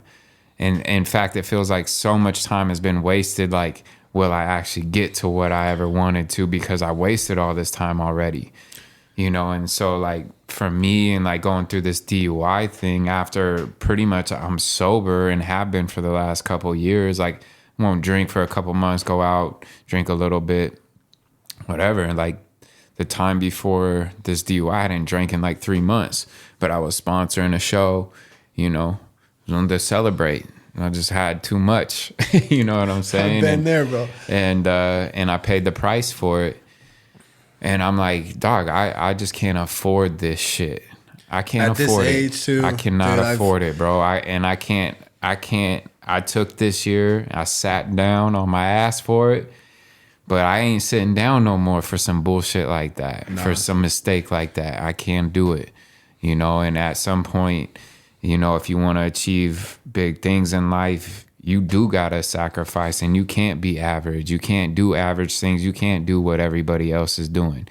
And if you have an environment, you know, for a 21-year-old to come into and be like, man, at least I got somewhere to go out and get a drink at and smoke some cigars, but I'm smoking cigars with guys that are in their 40s, guys in their 30s that are really making things already happen. Like, you know, I'm not going to hang out with my friends because those are your options. We didn't have those options. Exactly. And that's exactly what I want to create. It's the place that would have kept me away from the bullshit. So I would have been 25 cent on 25 mil. Right. You know, and like a place like that, and just like how, at least it seems like as far as growing up and surroundings, it seems pretty similar. You get off track really fast and you start to forget about what's important to you, and you're focused on what's important to the group.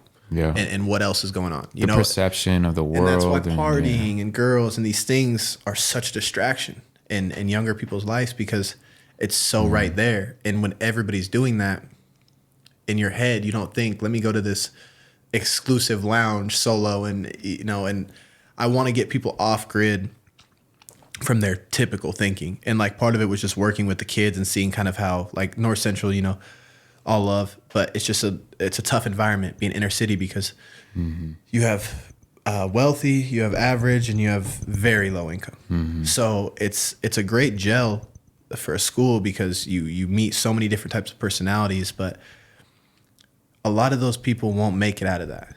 And what I would like to do, regardless of as a mentor, as a leader, as a boss, an investor, wherever I can bring value, is create an equal environment for everybody. Kids like me, like my mom used to always tell me, scared the shit out of her for me to open a business. Like it was like, please don't, hun, or bug. She calls me bug. Please don't, bug. Like just go to school, do this. And I took this leap of faith. But now you should see how different our relationship is. Like my mom wants me to invest in a limo company for her. So like these are little things that I'm working on, but she would have never said that before, you know, but because she sees this Antonio that's, you know, has goals, has a drive, is willing to put the work in, it's not scary to her anymore because she knows that I won't fail myself.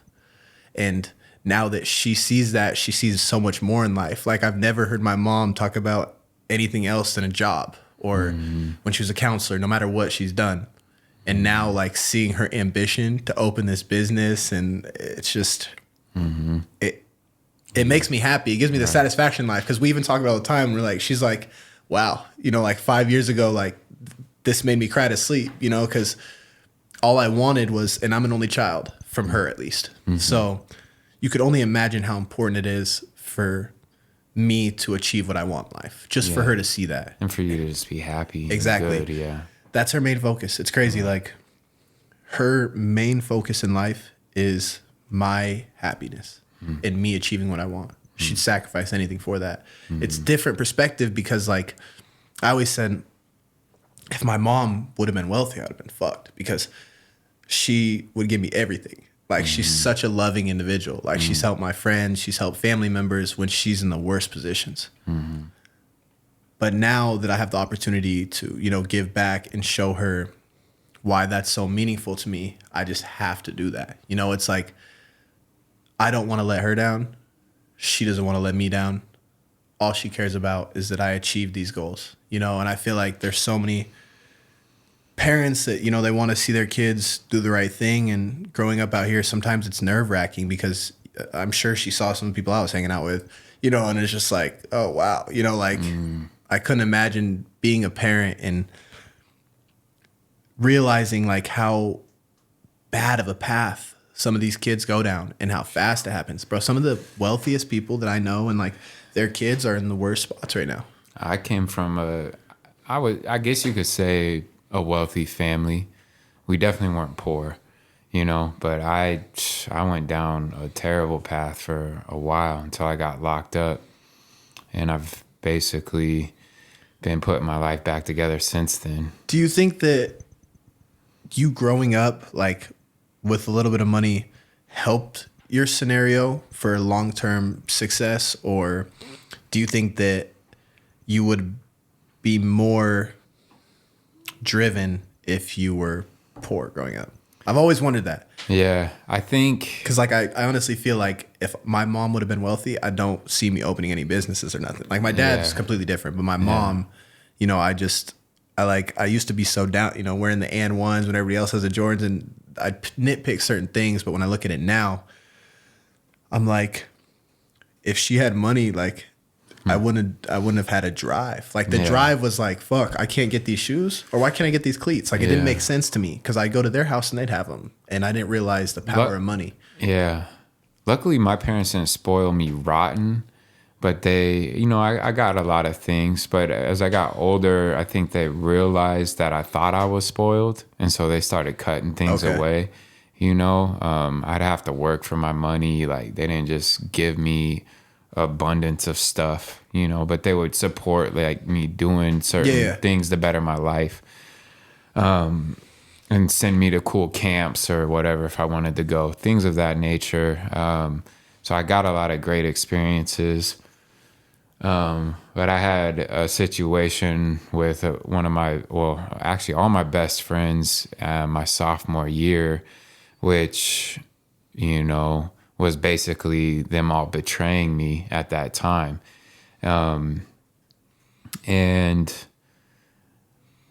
know, we had just gotten into smoking weed, mostly drinking and partying, and, you know, kind of a little dabbling in some street stuff, you know, just making money, whatever, thinking we were cool kids. Oh, yeah. But then, you know, one of my homies ended up having some jealousy over things, and they like eventually kind of just plotted this situation against me, and I got betrayed, you know, and like it fucked me up, you know what I mean? Like I had to deal with a lot that happened with that, and that's kind of what sent me into being crazy and like angry and like I'll never get hurt like that again by nobody. Nobody's ever gonna get me like that again. And so I kind of like went deep off the end of like making sure people feared me, making sure, you know, and it was like a transitional period. It didn't all happen overnight, but psychologically that event kind of tapered my life into going into more of the street because I wanted people to fear me. And I saw that as a route of like being that kind of guy, being a gangster or whatever, is people being scared of me. You know what I mean? And like I took it like what I take in anything very seriously. And I was all the way in with it for a long time. But then I got locked up, and that time sitting down for me made me realize like this isn't who I am. This isn't where I come from. Why am I even doing some of this stuff? Like this is stuff that people have to do because they come from a place where there is no other option.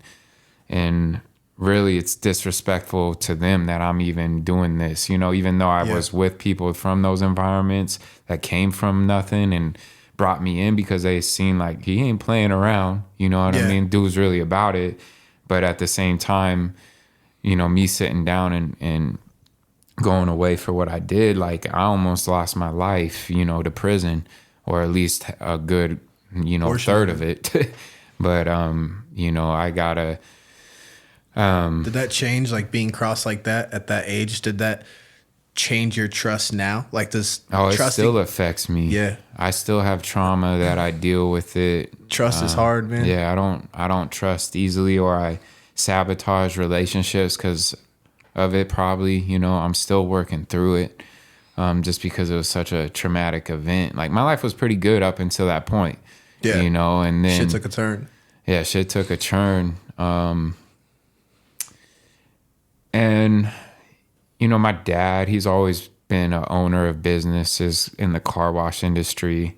I worked for him building equipment for a while, you know, so I don't know if, you know, I guess I could say if I am who I am, like this spirit, this now, like if I was the same person growing up without money, I just think inevitably I'd have figured it out, you know? And I think to answer your question, I would have had probably more drive because there's certain factors where, you know, you could, if you absolutely had to, you're going to be taken care of, you know? I feel like that dynamic is like, because like I said, I've been trying to listen to people. Maybe it would have broke me. I don't know.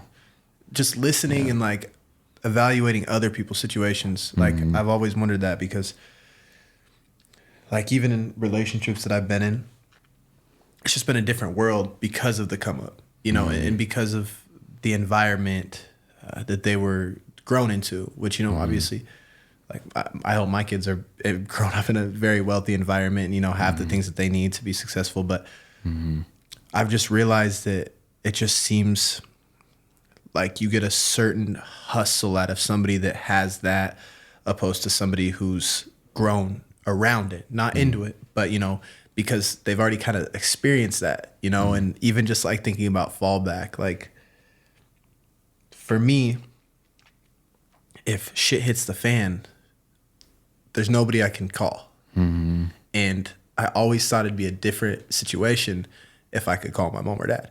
Like I have, you know, obviously employees and certain things, but like knowing that is kind of like what drives me is like, if this don't work, it don't work. You know, like nobody's going to pick up the phone and be like, I'll bail you out. You know, I got you on a loan. It just hasn't happened yet for me. And I don't really want it to, you know, I kind of like the self-made part of my life, but surrounding myself around a lot of people, you know, that have a different drive, I kind of try and figure out how they got there. You know, why are they so satisfied? They seem so happy.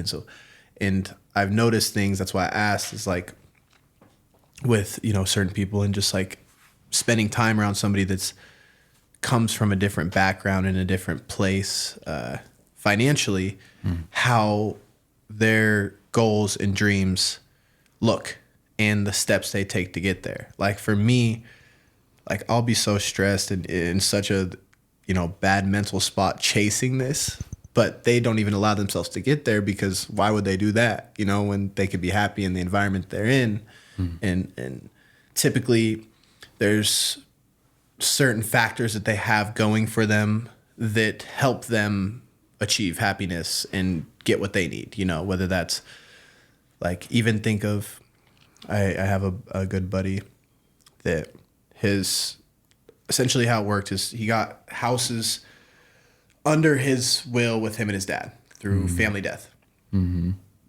I'm sure if I had, like, if I was living my life and, my mom owned 4 houses and I knew that long term, those were going to be something that I'd take in, I feel like it would change my hustle a little bit, because Definitely. I'd be a little bit more complacent and just like go with the wind, take more risks, because I'd have a fallback.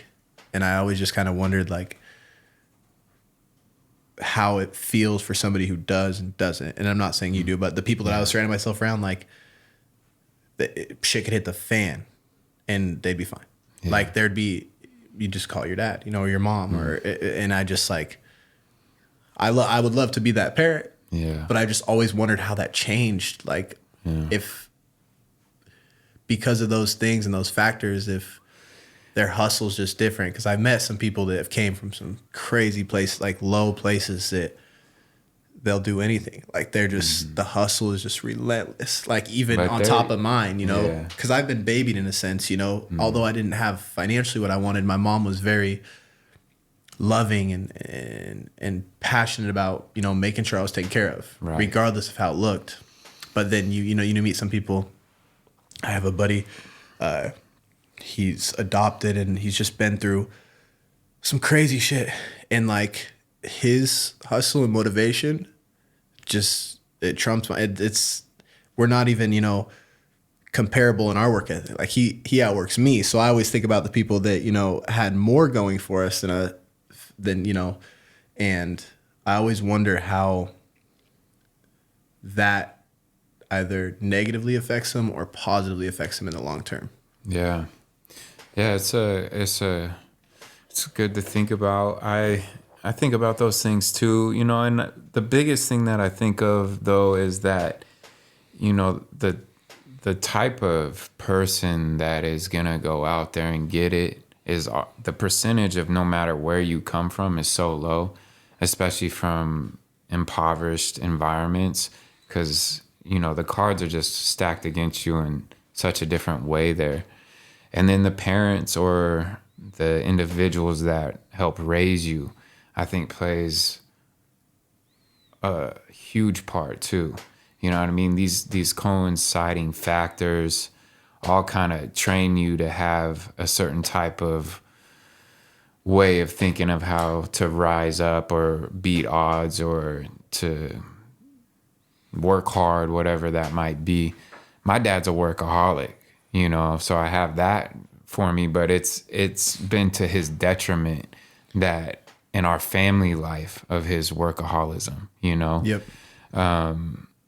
It's been to his detriment in other places of his life, but mainly encompassing the family life that he could have had he not been such a workaholic, and so I've looked at that as like, well, I don't want to end up like him and just work all my life and then not have relationship too, and that's good to grow up around, because you kind of figure it out, at a young age what you want yourself to be like as a father. Mm-hmm. And I feel like for me, that's part of the hustle now is like, I didn't get much time around my dad. He had a business and he's doing his own thing. And I want to create a different environment for my children. I don't want to be in a position where I work 60, 70 hours a week. I'd rather put in the work now when I'm 30, have kids and have all the time in the world. Mm-hmm. And so there's different pieces like that I learned as well, that you see at a young age and you kind of evaluate and you have your own opinion, but as the years change, you really figure out how you want to be different or traits that you want to take from your parents or your surroundings or the people that you were close by, and seeing how those play out, has been kind of cool. Cause like I've always been passionate about working and like putting everything into this, but making sure you're happy throughout the process will change your opinion on how you go about that. Sometimes it's not about putting in 15-hour work days. And you might think that to achieve the goal, but there's also like families, and it sounds like from your situation, like I'm sure you would have loved to spend more time with your dad, you know, and I'm sure when he looks back at that, he probably would have loved to spend more time with you. And I'm just trying to figure out that line where it's like, get what you want out of life, but make sure you're there for the people you care about. There's just so many factors in life that you have to really like figure out and learn to find what you want out of it. Yeah. And even kids that come from wealth, like you said, can be some of the most messed up because they didn't get any attention. No. You know, it's like, oh yeah, just whatever you want here, keep them distracted, keep them like whatever, like I gotta work or I gotta be over here. I gotta, you know, you see a lot of that, of course. So, but then there's the wealthy kids that are very smart and loved, and they are legs upon legs up on people because their parents actually spend time with them and teach them how to critically think, teach them about money, teach them about these things. And so they come out just light years ahead of anybody that's going to come from an impoverished environment. But the thing nowadays is if you do come from an impoverished environment, in at least America, there's nothing stopping you other than what's stacked against you in the environment. But there's nothing stopping you from the education you can gain if you are lucky enough to realize that, you know what I mean? And if you put yourself in those situations. Yeah, like, and I think it's more complicated than that, I understand. But you have access to the internet, you have access to Audible, you have access, like, you know, maybe you don't have the money for Audible, but you can go get books. Or if you, I mean, everybody has a cell phone. No matter who you are in America, you have a cell phone now and you can get access to any information you want. So, but, you know, I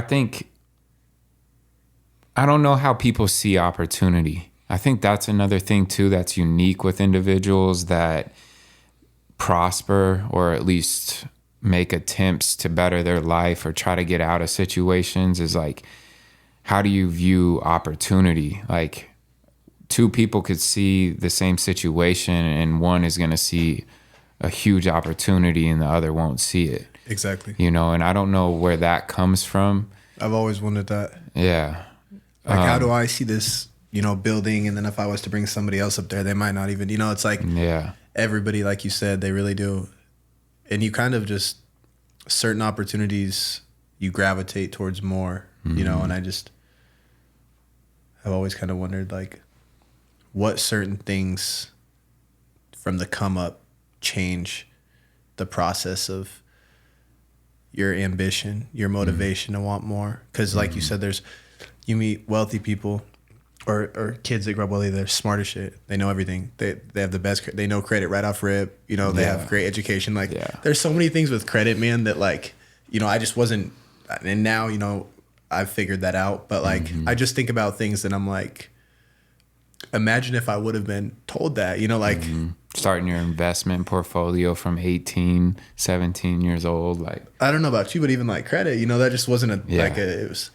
Yeah, I didn't know shit about it. My dad, I mean, as much as he's worked, he's made money.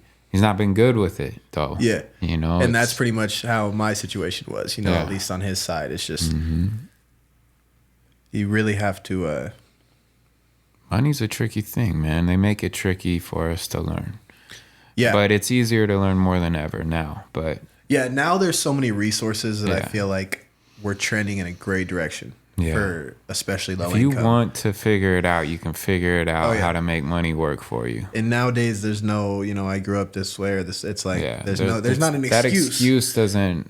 Now you can hold people accountable. And you always really have been, but now with the resources that we have, there should be, you know, if you want to be successful, you can be successful. Yeah, because it's all around you. Exactly. It's all around the world now, you know, and all around social media.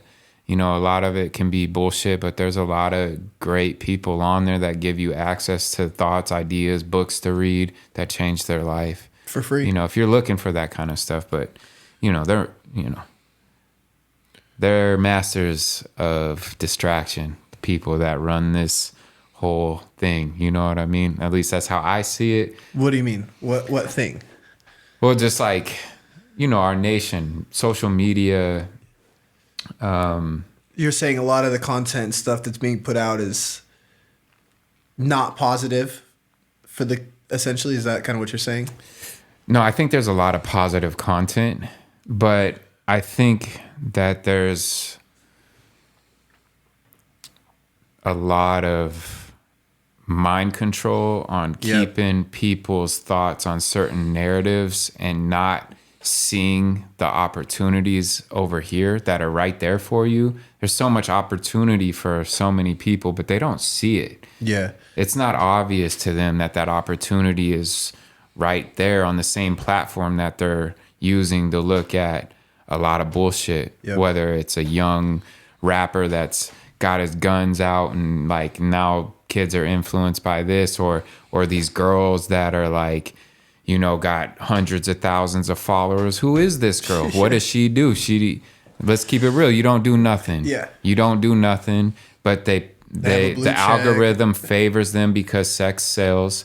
And now you know what I mean? We got a lot of problems going on with social media distraction, and I'm a victim of those fly girls on Instagram. Like, they're fly as hell and they're everywhere. I go to search something, I'm like, damn, I'm like, now I'm looking at a girl. Like, what was I even looking for? On my I don't remember. account, I'll look at detail stuff. Yeah. It's the only Instagram I have on there. It's the detail company on this phone. And somehow I'm still getting targeted with that stuff. It's insane, bro. It's so messed up. And so, I mean, that's what I mean, like masters of distraction. Like, I believe everything is really stacked against us to keep us at some kind of, which we don't see as a slave, but it is some kind of slave level that they're keeping us at. But you do have the power to get your way out of it. You just got to figure it out and you got to put in the work, But I mean, you can just see it. Like, people aren't there. Like, certain individuals that you come across, like, they're not there. You know what I mean? Yeah.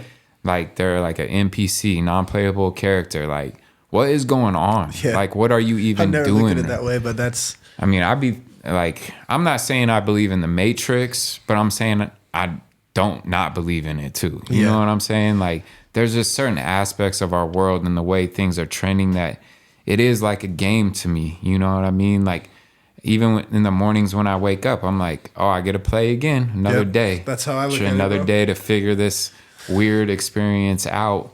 But to me, there's a lot of whatever you want to call it, the government, dark ops, whatever you want to call it, Illuminati, whatever it is. But there is something at play that is at war for our minds and trying to hold you to a certain level, keep you at a certain level. I want to play this game at the level where I'm exposing opportunities and giving opportunities to individuals so that they're like, oh, damn, why would I do this when I could do this? That's what I really want to do with city chapters.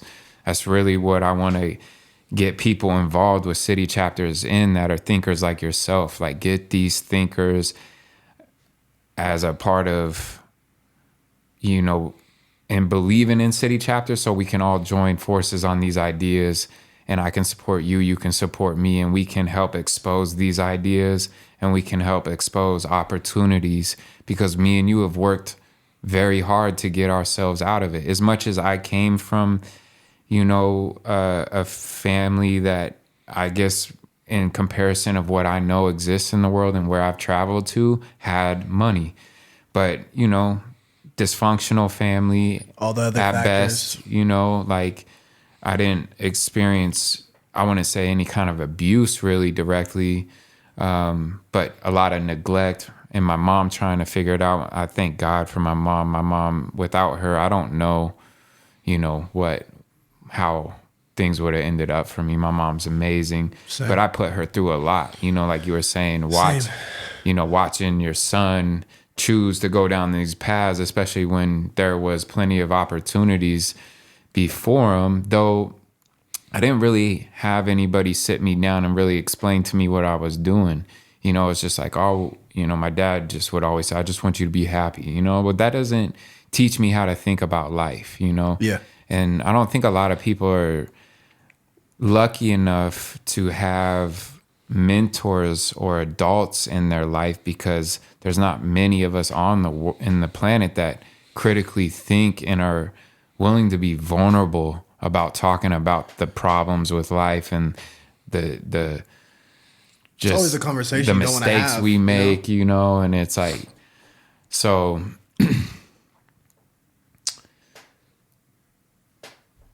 I just feel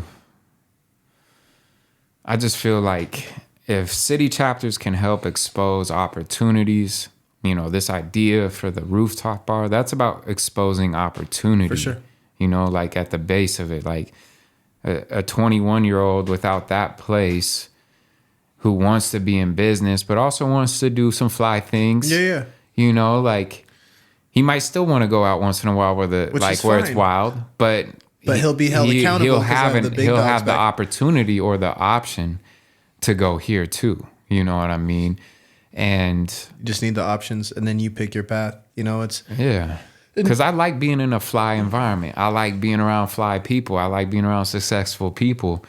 What I don't like is being in an environment where it's just, what the hell is going on Yeah, around here? This and- is just ridiculous. and look at the surroundings. Yeah. Like, if you really if you spend 5 minutes and just forget the conversation, forget ordering a drink, and just check out your environment and the surroundings, you should. I guess it depends on what you want out of life, but it really took that for me to be like, what are you doing, Yeah. bro? Like, it's almost just like, and it's almost like a joke, because you're just like, you're over here saying you want this out of life, but these are the situations you're putting yourself in. Like, they just don't align, and it's not just those situations, but there's so many things in life that I've done wrong or poorly or made the wrong decision because I haven't thought about the long-term part of it. Like, think of how many times if you get, a couple drinks in you and you drive, you're not thinking about the long-term, but how many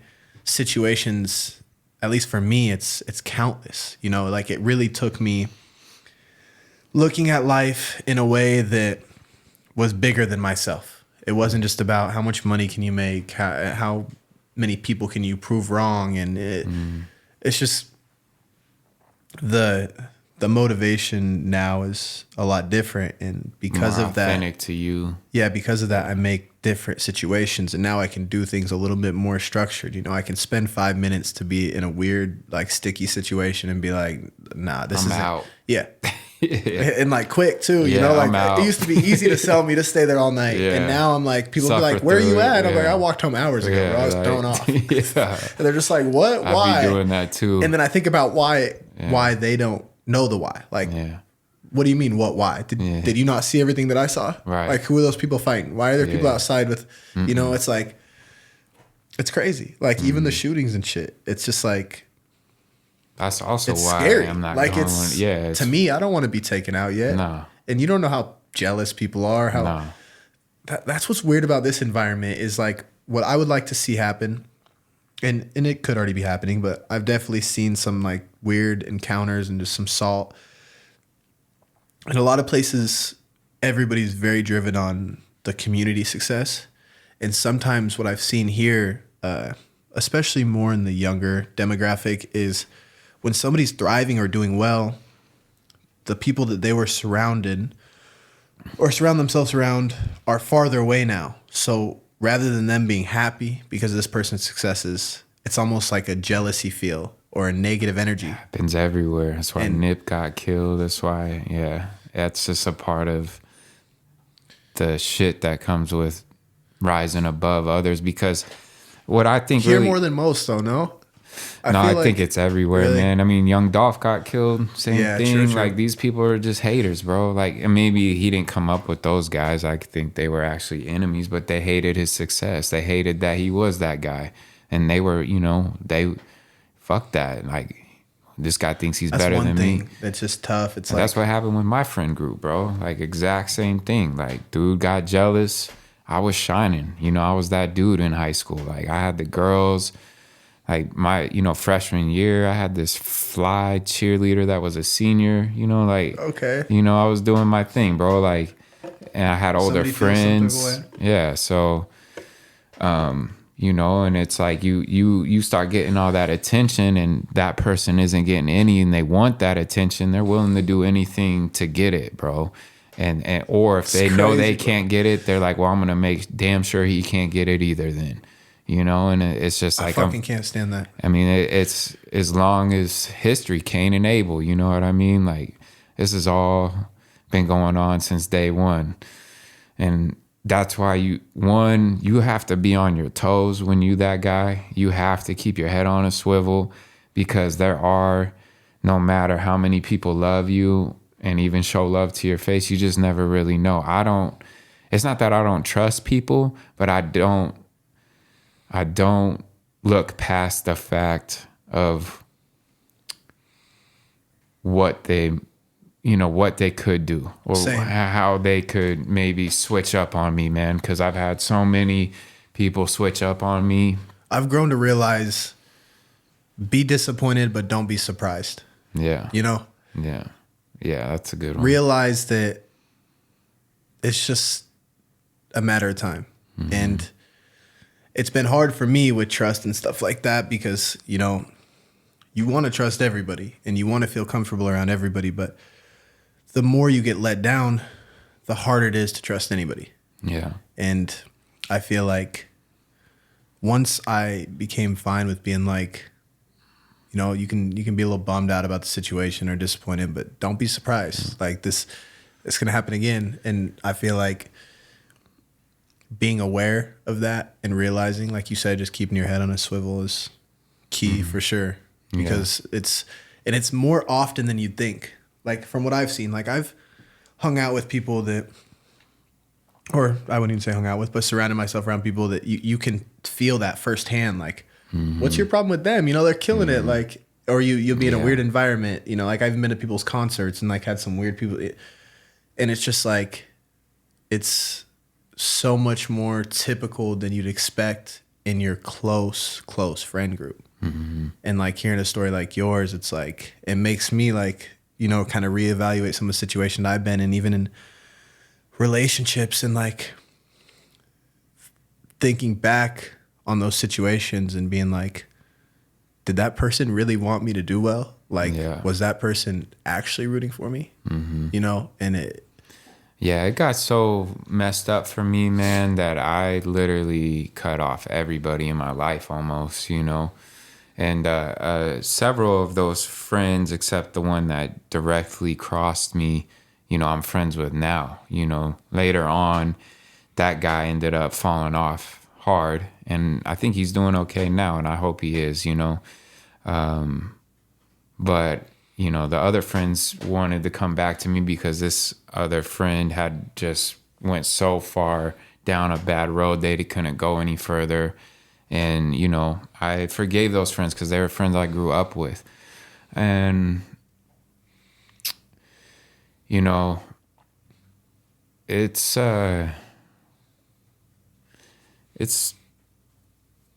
difficult to trust people after you go through something like that, when they were your best friends and then one day they're not. You know what I mean? For sure. Like, how do you... so for me, when people do me wrong, I'm never surprised. You know what I mean? And I've had a lot of homies sucker punch me, cross me, my own brother, my own older half brother. Like, people just do me wrong, bro, because I stand a certain type of way. You know what I mean? And when they feel like they think that I think I'm better than them. I don't think that. I never have thought I'm better than anybody. It's just that my confidence and the way I carry myself makes them feel inferior.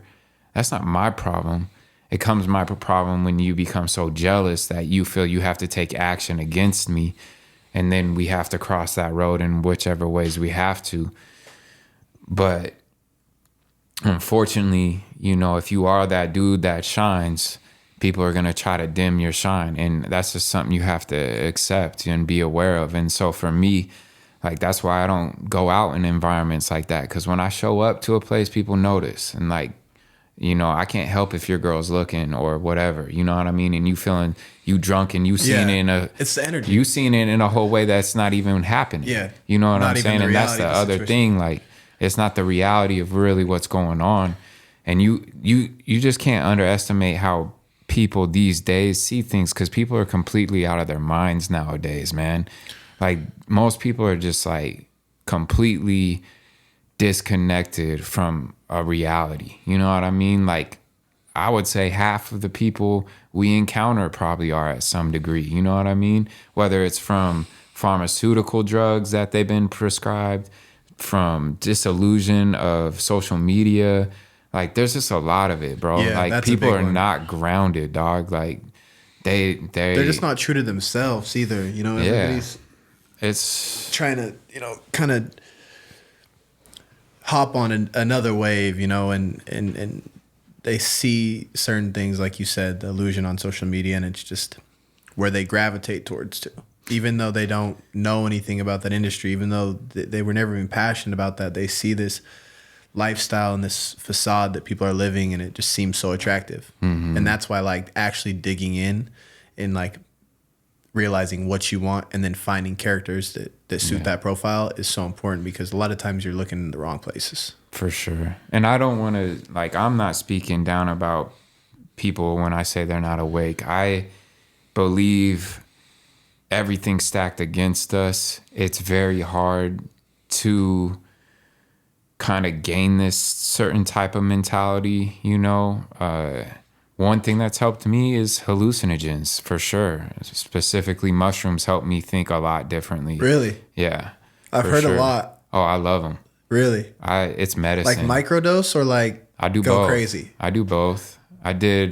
So what do you get from a situation like that? Like when you say, because essentially what you're saying is like, it helps you have more clarity, right? And a lot of clarity. Helps me dissect things going on in my life. I guess we'll probably close it up, but we can talk on this topic here for a bit. is it 5 yet? It's going on 4. But I do have an event I need to be at 5. Okay. Yeah. Sorry. I have like 11 minutes on the camera. Yeah, we'll Just close you know, it up so and- I'm not trying to. No, it's good. didn't I know. got the have a vibe, meeting and then I at 5. checked, and yeah, cool. Holy So shit. we'll talk a little quick. I'm not trying to. No, don't be sorry. I'm happy that I said something. Yeah, but so yeah, with psilocybin, one, it's natural, you know, it grows naturally, and there's a ton of science behind it, how it helps with depression, PTSD, all these different things. I took it originally recreationally when I was young, you know, for partying and stuff. But as I gotten older and more spiritual, I take it for mental clarity, to help with my depression sometimes. And it had actually been a while since I took it this last time, probably even over a year or more. But man, at the end of me going through this time out, this sit down that I've been going through, I was like in a really bad way, mad, depressed, not sure where I'm going in life, how I'm going to get out of this. What do I even want to do anymore? Do I, you know, all those kinds of questions. And man, I took a pretty good dose, and, you know, dude, the amount of healing that I had, the amount of perspective that I regained, the amount of energy that became unjammed, all these kinds of things just really helped get me back in alignment with who I am. Like, I've heard that a lot. I'm going to have to do some research, because I feel like some of those things that you're referring to, that the positives you got out of doing them, are things that, you know, obviously I would like in my life as well, just having that clarity. And, you know, everybody goes down paths that are sometimes hard to get out of, and finding the things that help you get back to where you need to be is very important. I really believe, like, if everybody took mushrooms in the right way, in the right environment, dude, we would see so much less of the bullshit that we see in the world. Of course, that's never probably going to happen, but, you know, I really believe in plant medicine, but it needs to be respected. I didn't always respect it. I used it for other reasons, mainly just to get fucked up, I guess.